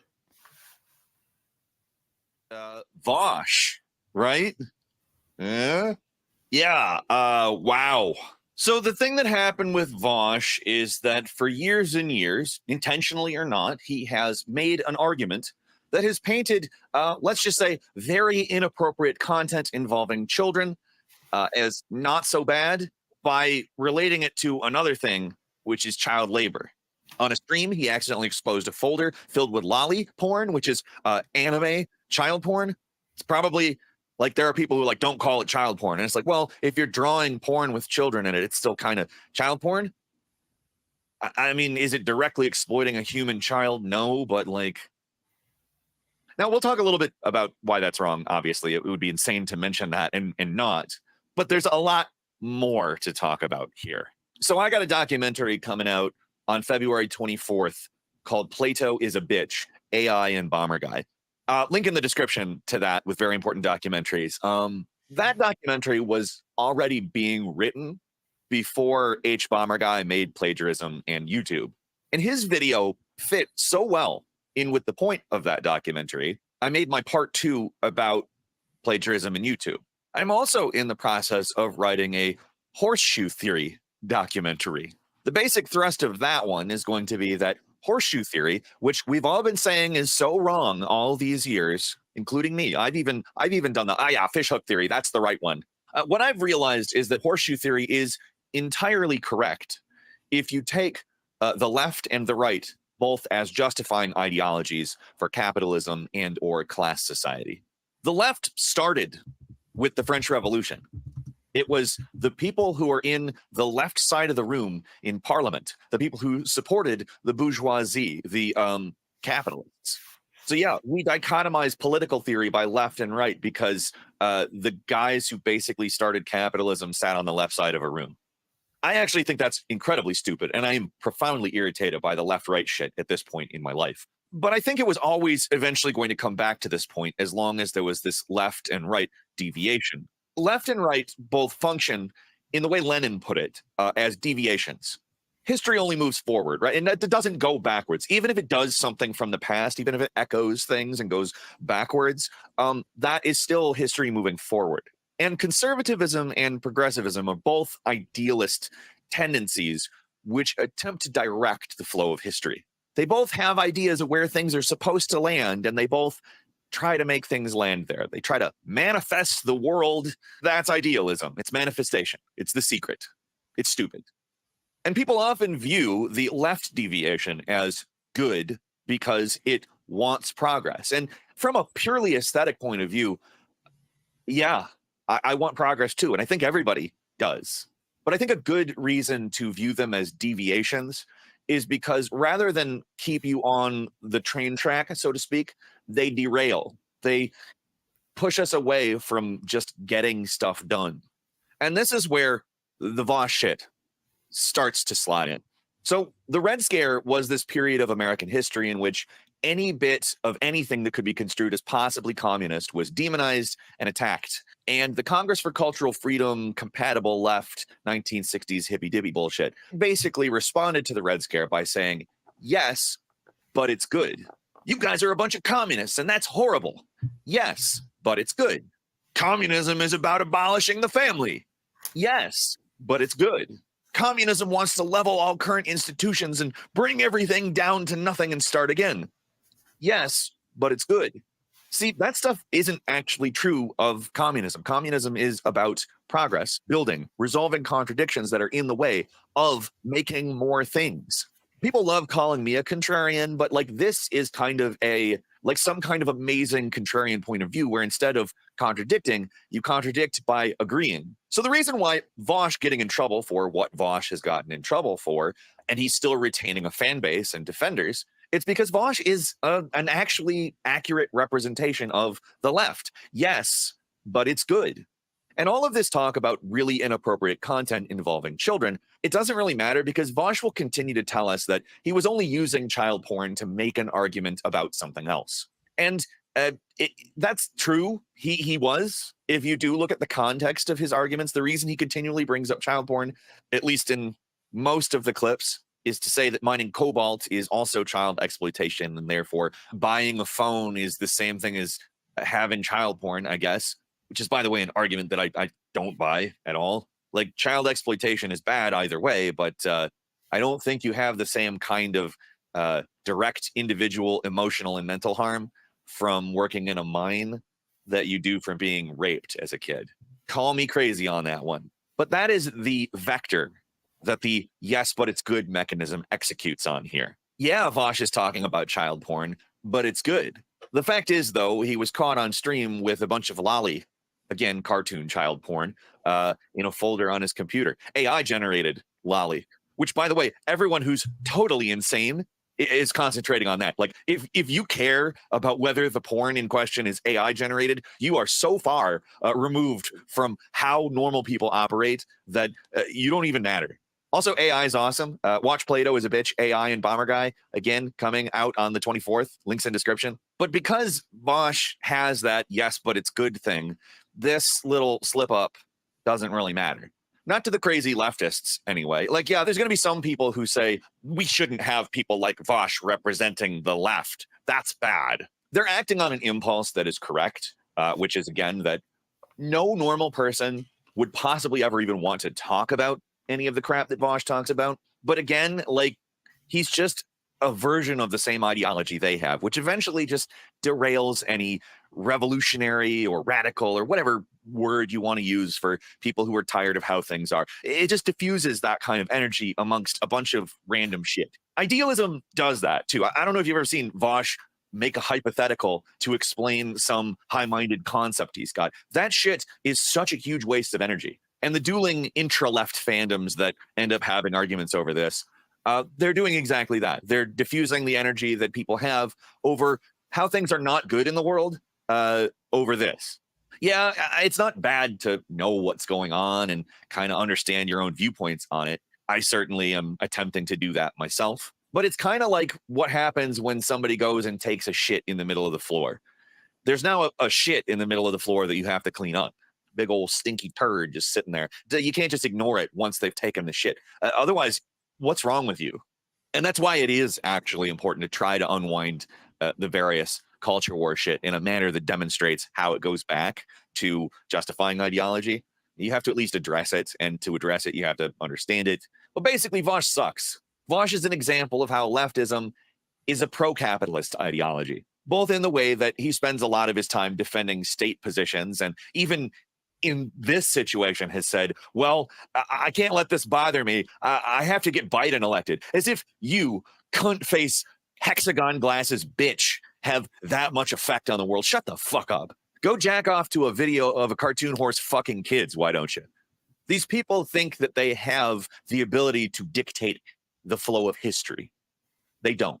That is an example of the more overt ways that he directs people back towards capitalism. That and supporting basically every capitalist state position. Just repeating anything that is propagandistically said to undermine any socialist country or even just vaguely not American imperialist country. But then there's the less overt ways, the probably unintentional ways, which is the idealism. Dictating of an end game and talking about getting to that point. You're never going to get to that point ever. And everyone that you tell that that point is the end game is going to eventually become disappointed by you and disillusioned. I generally take it as something that they don't do on purpose, all of these bread types. If it is on purpose, I don't give a shit. It's the same result one way or the other. If they think they're actually anti-capitalist or they're cynically saying they're anti-capitalist in order to rake in the cash, or the CIA hired them, or what fucking ever reason it could possibly be, I don't care. That's going to be what I try to investigate with the horseshoe theory, Doc. And that's, I think, a good reason to talk about it.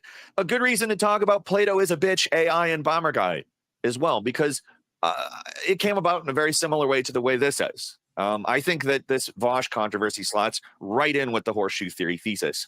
And I'm kind of excited to get moving with that. We got to get this one out first, though, and you got to watch it when it comes out, right? Basically, what he's saying is that Vosh is a fraud. Yeah, okay, so while that video was going, I Googled the horseshoe theory. So from what I got of it is the extreme right and the extreme left are not as far apart as you think. They actually are really together.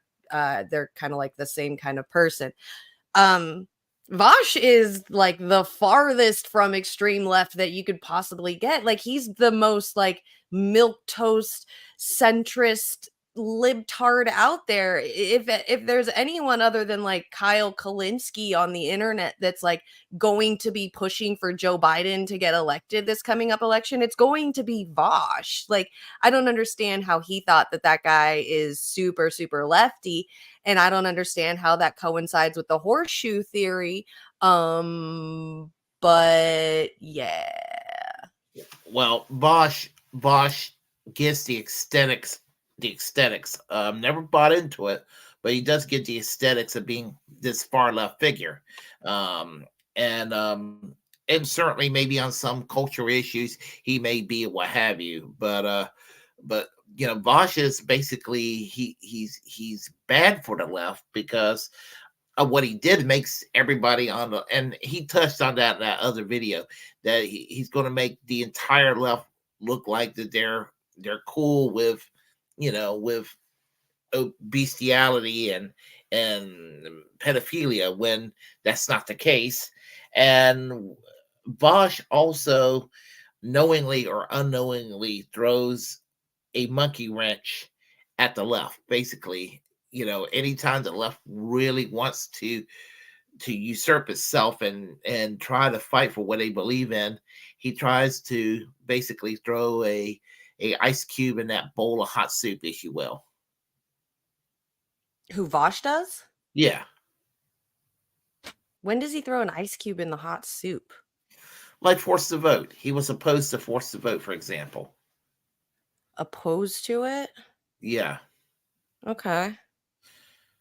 I guess. I mean, yeah. And calls That it just sounds, but basically that sounds like more like the, you know, that centrist kind of attitude, because he didn't want to force the vote, because it was more of like the extreme lefties were more for the force the vote, so that way we can at least see what they were voting for, so we can know whether or not to elect them next elections. And he was kind of against that. Being against that seems more centrist than extreme lefty to me. I don't know. It just, to me, with like all of it, like the lolly thing and like the bestiality stuff on his computer, like, I don't think that has to do anything with his political beliefs. I think that has to do with him as a person, separate from, you know, his belief system. I mean, yeah, I see how I've heard him arguing the fact of like, whatever these kids are mining to put in your phones is the same exploitation of porn, which it's absolutely disgusting to me that he would even do that. But that's not his political beliefs. That's his personal beliefs of that probably because he watches that stuff. So he, looks at it and considers it the same type of exploitation and not something even more disgusting of raping a child. So it's so hard for me to see. I personally cannot see the horseshoe theory when it comes to politics, because to me, the extreme left, I mean, to me, it's like he said, it is about progress. It is about, the things that are supposed to make people free and happy and live their lives the way that they want to is sort of the really extreme lefty idea. And from what I've seen personally and on the internet of the extreme right, it's just a bunch of super religious conservatives. There's a lot of skinhead racist people in that genre. So I see a difference. I don't see like how they come together. I'll have to look into somebody in there. Kitty said a fish hook theory, so I'll have to look into that one as well, because I've never heard of these two things before. Getting back to the horseshoe theory, there's another way to look at it. He's supposed to be this badass leftist against the establishment, but he kind of feeds into the establishment. So it's just another set of extremism, in other words. I mean, because shit liberty and neoconservatism may give the veneer of mainstream optics, but they're both kind of negatively extreme in their own way too. Mm-hmm. Yeah. Okay. Yeah. So. It's interesting. Definitely something to ponder and think about, for sure.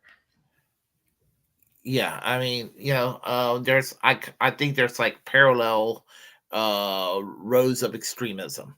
So right. The Washington consensus, you can look at the Washington consensus and think, well, gee, that's very milquetoast, but it's very extreme for what it has done to the American people. It's made us poorer. It made us, with less access to health care. It's destroyed retirement in the way that, it's just the social contract of the New Deal is pretty much gone. I mean, we're back. This milquetoast-centrism has brought us back into a second Gilded Age in a way. Yeah. Yeah, I guess I could see that. All right. Yeah. All right. So do you want to do another one? Let's see what we got here. I'll tell you what. Let's do the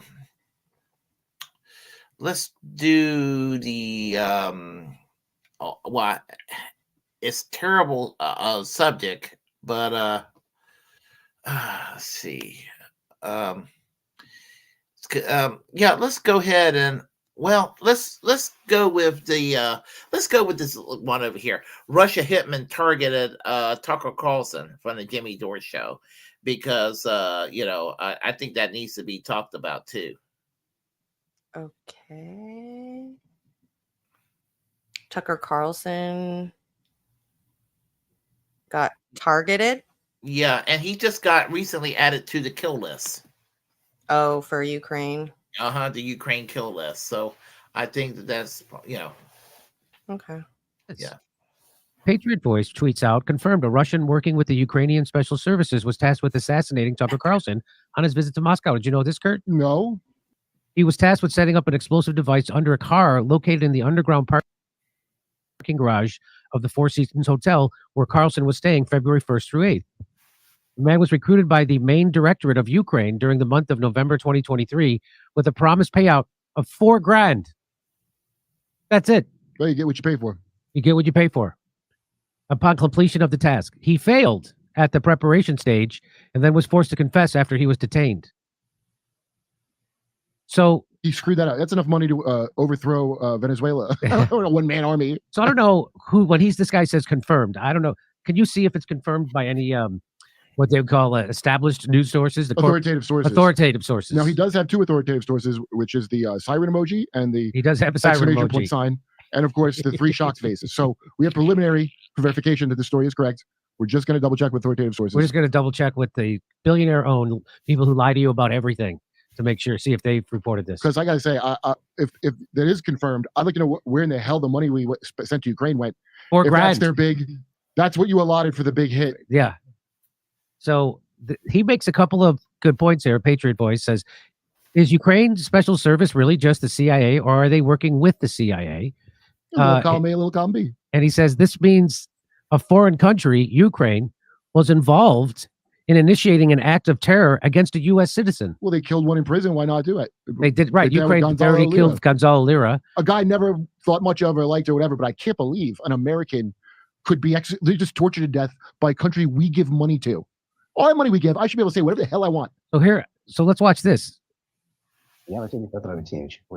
His dad's what's his name?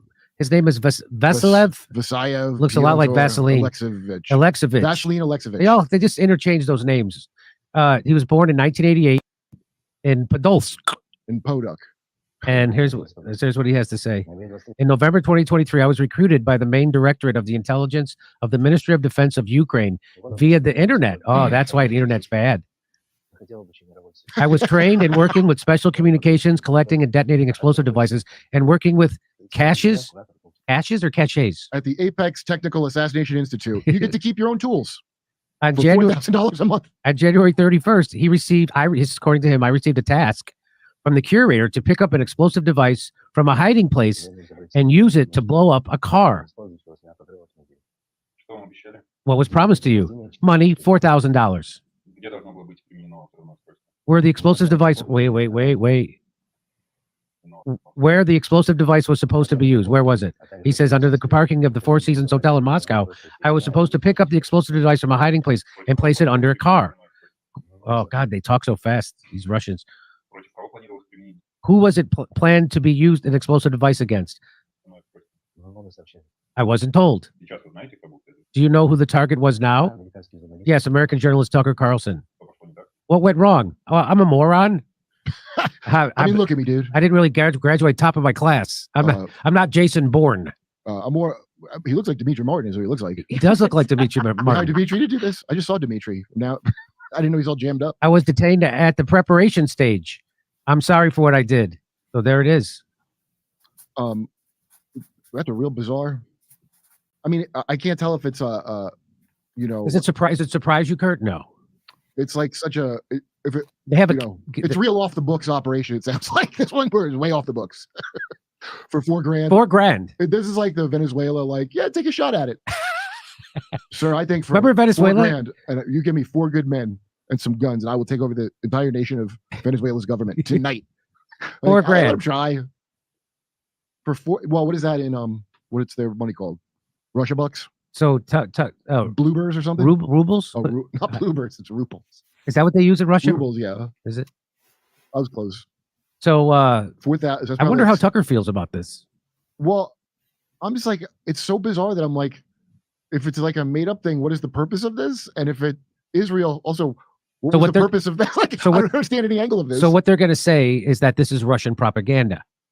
Oh, that's what they'll say. That the Russians want to. The Russians are trying to turn the American people against the Ukrainian government by saying that the Ukrainian government put a hit on an American journalist, even though they already killed. They have a hit list. They have a hit list. No, that's just a list of people they don't like. That's just the people, Lisa, they don't like. You know perfectly well, Jimmy. No, that's not fair. If that was an American, somebody had a list like that of people who died, then put red X's on it, we would totally take that as a light, humorous thing and not flip out and say it's literal threats of murder.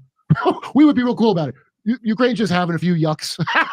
Have you heard them try to say it's not a kill list? Yes. They're just crossing up. Yes. Remember Sarah Palin? Somebody got shot at? She put they put crosshairs on people, which is what you would see through a gun. And I do believe her that they were like, "Oh, we're coming to get you, hockey mom," and people are like, "That is crazy. You could do that." Now the man was shot, and then they have where they actually X the person out after they're blown up. I mean, it's just batshit. So, is any mainstream news reporting this? I haven't been able to find it. Nobody's reporting this. Well, okay, so that's so what is this a hoax? Real. See, if it's a hoax, well, no. Wouldn't they be out there debunking the hoax? Yeah, I think so.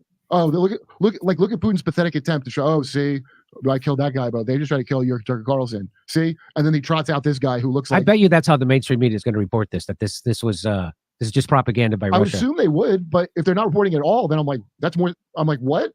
Why are they not reporting it at all? You think? I don't know. It's the first time hearing of it. First time hearing of it on my own show. I am. I am wondering about, who is that guy, the terrorist they brought to justice in Ukraine for the Nord Stream 2 bombing?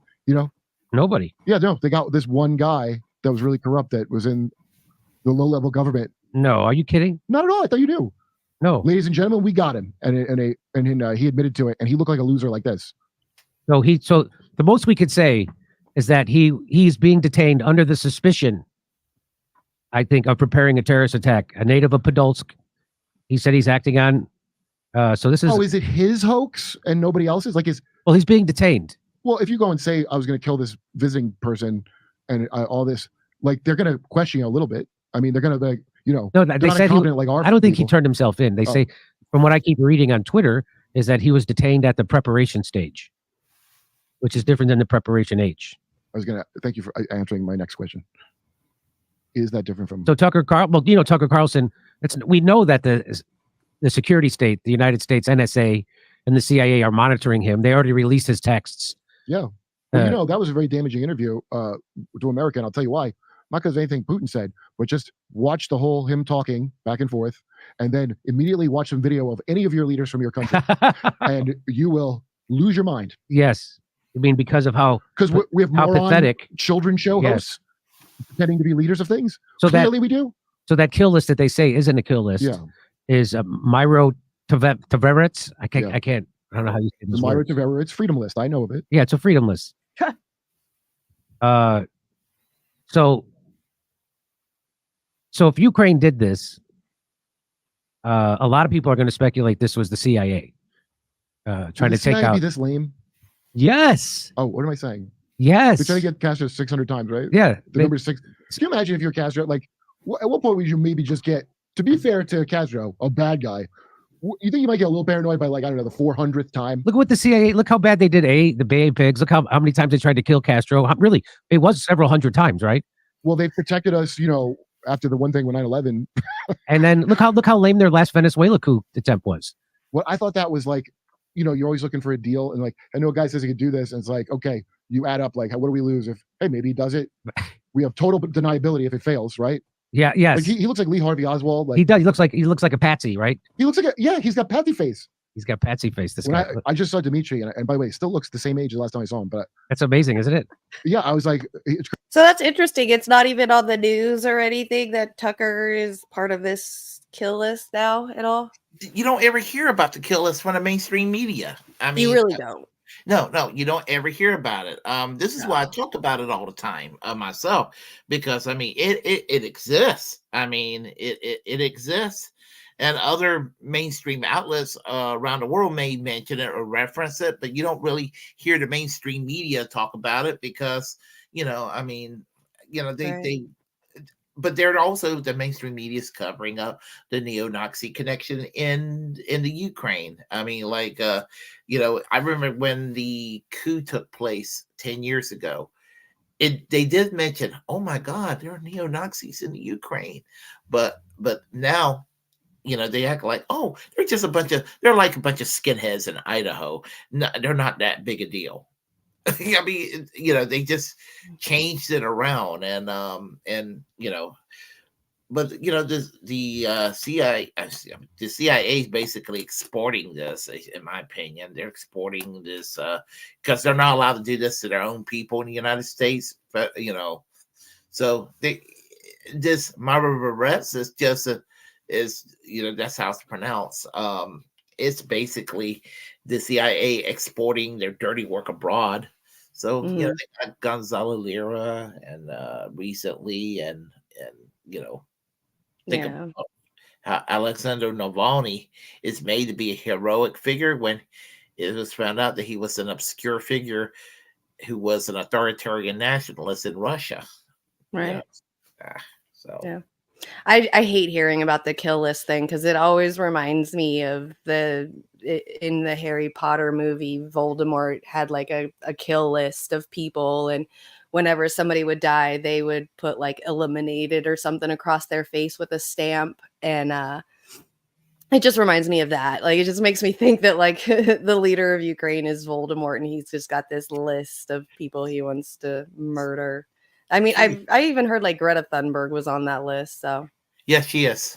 yeah, it's Yeah. stupid. But I girl, mean, what people don't like what people in power don't have, like, I guess, a kill list. I mean, even like you were just saying, we're outsourcing, our CIA is outsourcing our kill list. I mean, our own CIA has had a kill list. I mean, we've killed very many amazing people in history, including like Martin Luther King and, Fred Hampton and shit like that. Wait, was Fred Hampton?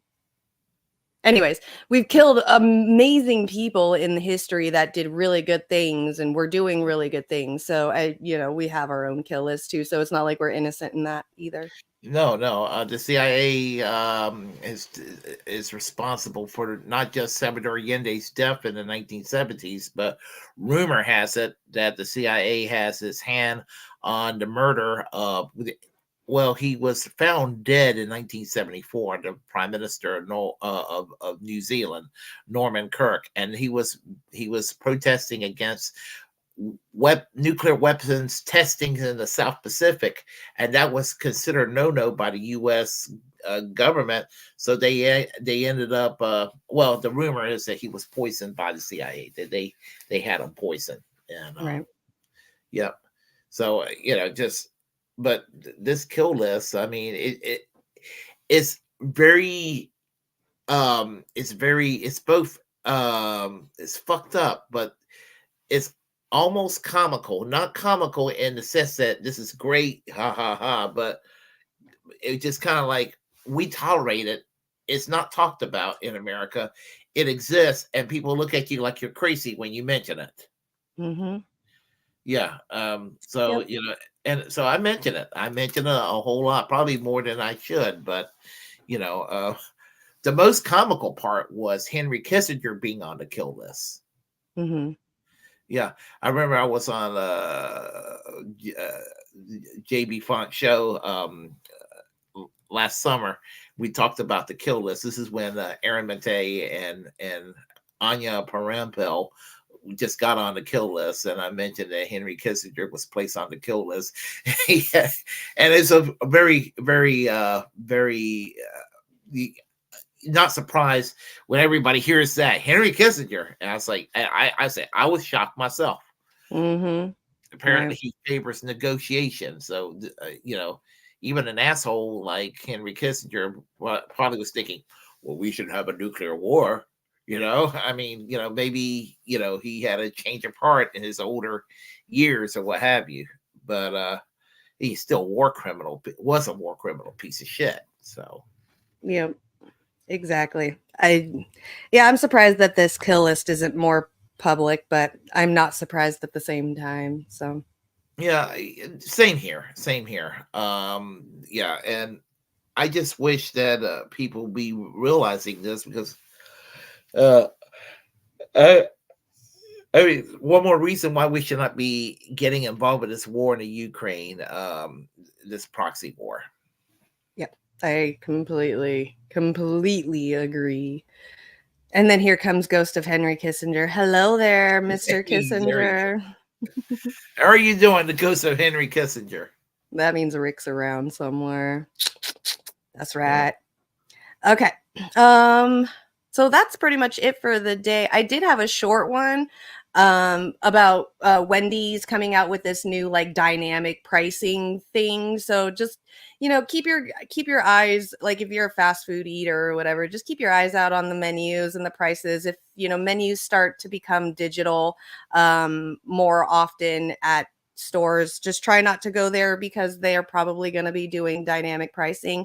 Or if they actually do start putting this into process, just don't go during the peak hour time so they don't overcharge you. There's got to be a way that we can fight back against this stupid thing that they're trying to do by penny pinching us even more than what they already have been doing. I swear, like I didn't think that they could do it anymore, but here we are.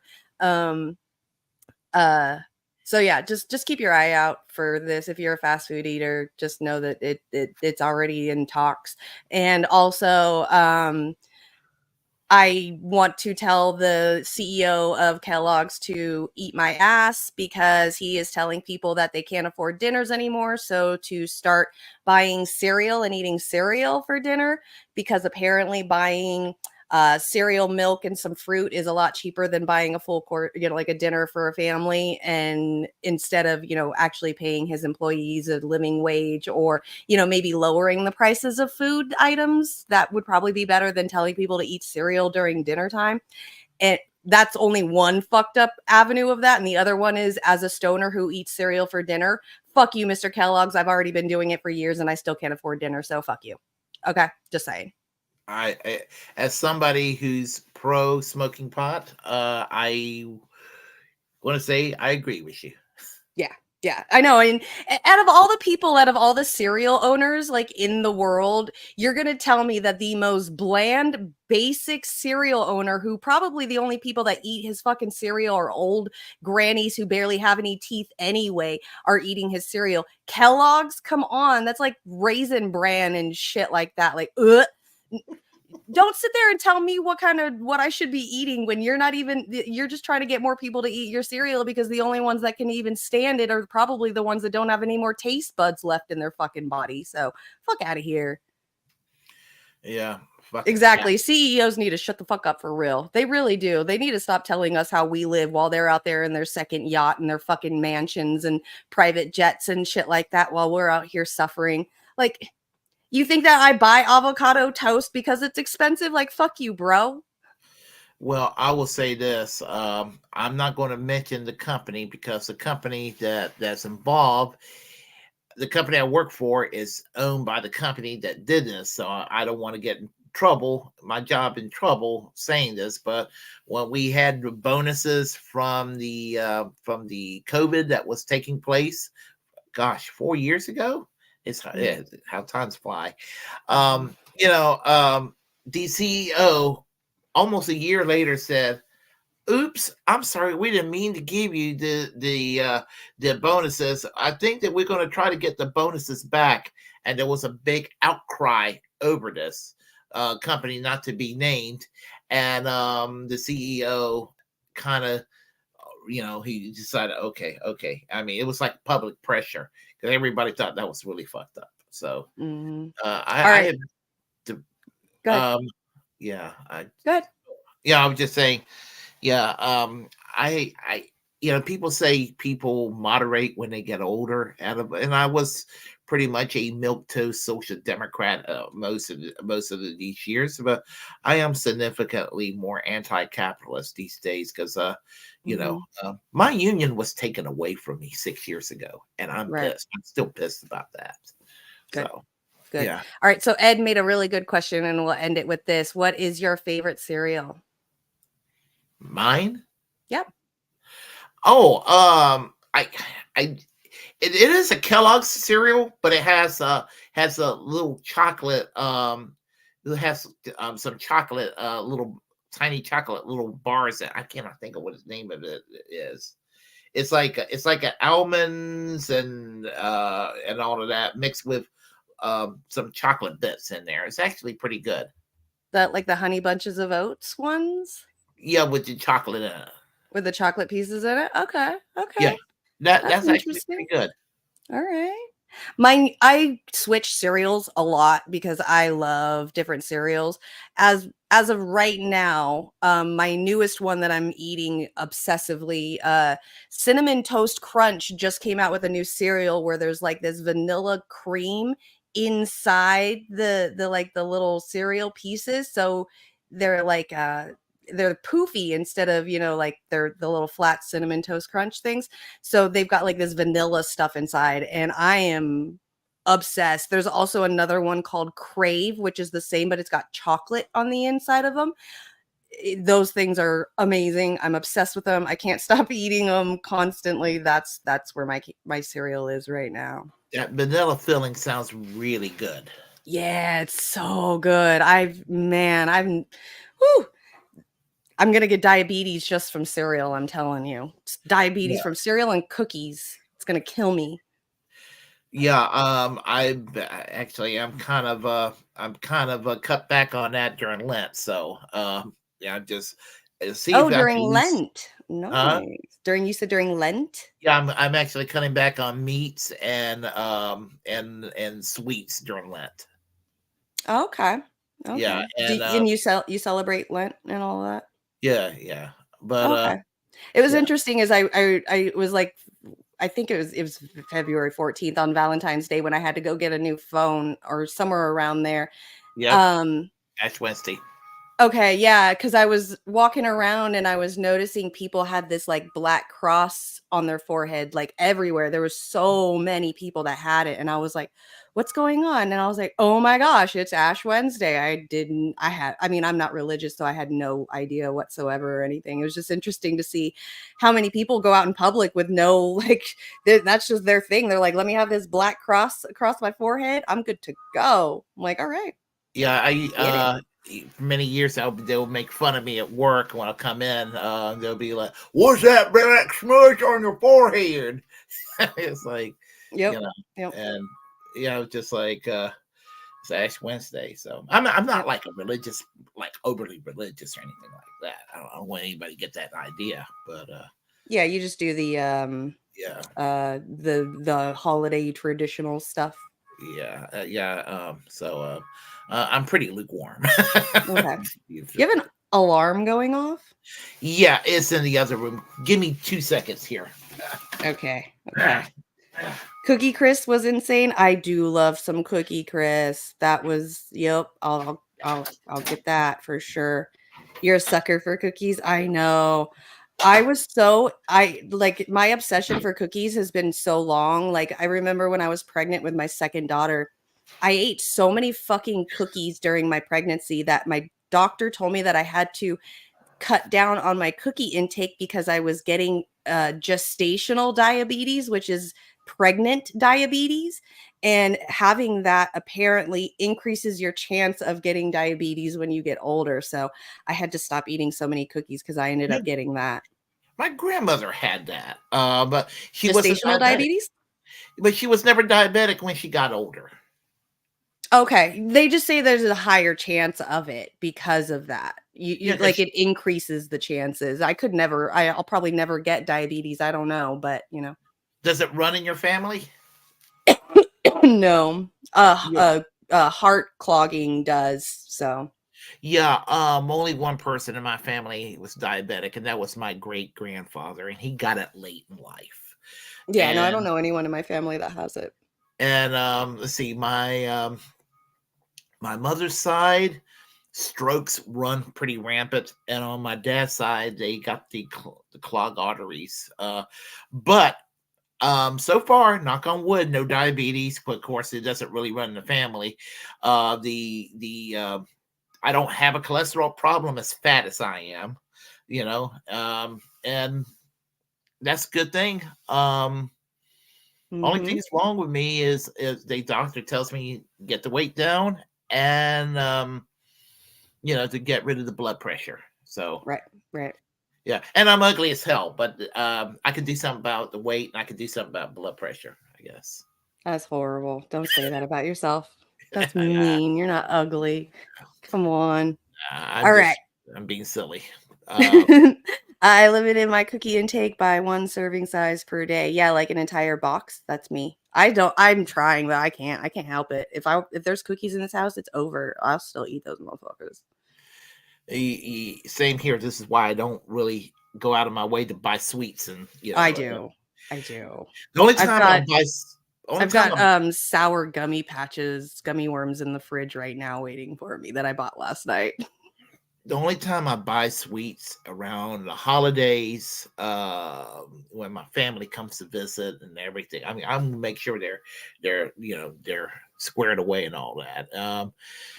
Yeah, I'm I would obsessed. have everything. I'll have all those goodies around the holidays. In fact, I had to go and postpone a doctor's appointment because he wanted me to go to the doctor during the holidays. I mean, No, sorry, that's my cookie eating time. exactly. I got it set on the my doctor's appointment's on the 25th of April. So yeah. Good, good, good.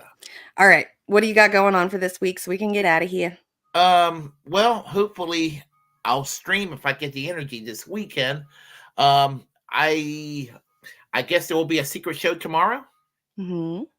That's great. Absolutely. And I'm hoping to stream some more and to make that announcement a week and a half from now. I mean, we'll have Bragglands next Friday, but the following Tuesday after the next show on Friday, we'll start having it at, I guess, 5 to 7 every Tuesday evening. Yeah. So just so you guys know, next Friday we will have a show here. So definitely come back up here next Friday, same time, same place. And then Saturday, Sunday, 4 days later. So we won't like skip a week or anything. So that next Friday we'll have our show, and then 4 days later we'll have our show again, and then we'll start doing it every Tuesday from that. So that way you guys don't have to skip a week, because I feel really bad taking those couple of weeks off for my mental health and all of that. So we're going to make up for it by doing 2 in 1 week, and then we'll start doing them on Tuesdays from now on. So exciting. Exactly. Exciting. It is. Yeah. Yeah. I know. So for me, other than tomorrow midnight show with Warren, go check out Extra Booyah. I might stream some games on my channel. I know I haven't streamed any games at all recently on my channel at all. Just a lot of stuff has been going on at home and shit. So maybe hopefully I'll start bringing back my streaming again. Hopefully, fingers crossed. So Thanks. I want to. We should also emphasize that to actually build up the Bragglands channel. Where we need to build it up. So if any of y'all out there, great, you're watching it on the Willie Bragg Show and on Twitch and Twitter, and watching it on Scholastica on Twitch as well. But please also subscribe on the Bragglands channel. Bragglands. That's right. Yeah, exactly. Yep. Definitely want to start getting that up and going as well. So yeah, just look for Bragglands, Twitch and YouTube, and you'll find the little Bragglands symbol right there, and just hit the subscribe or the follow button, please. It definitely helps out getting the show out there a lot more. So, and thank you all for coming and being so awesome. I love you guys. This chat is just so much fun. You guys are just such a fucking blast. I love you all. Y'all are like amazing people. So thank you guys for coming, and stay high. Stay high. Also, free Assange, free Palestine, free healthcare, and free speech. There we go.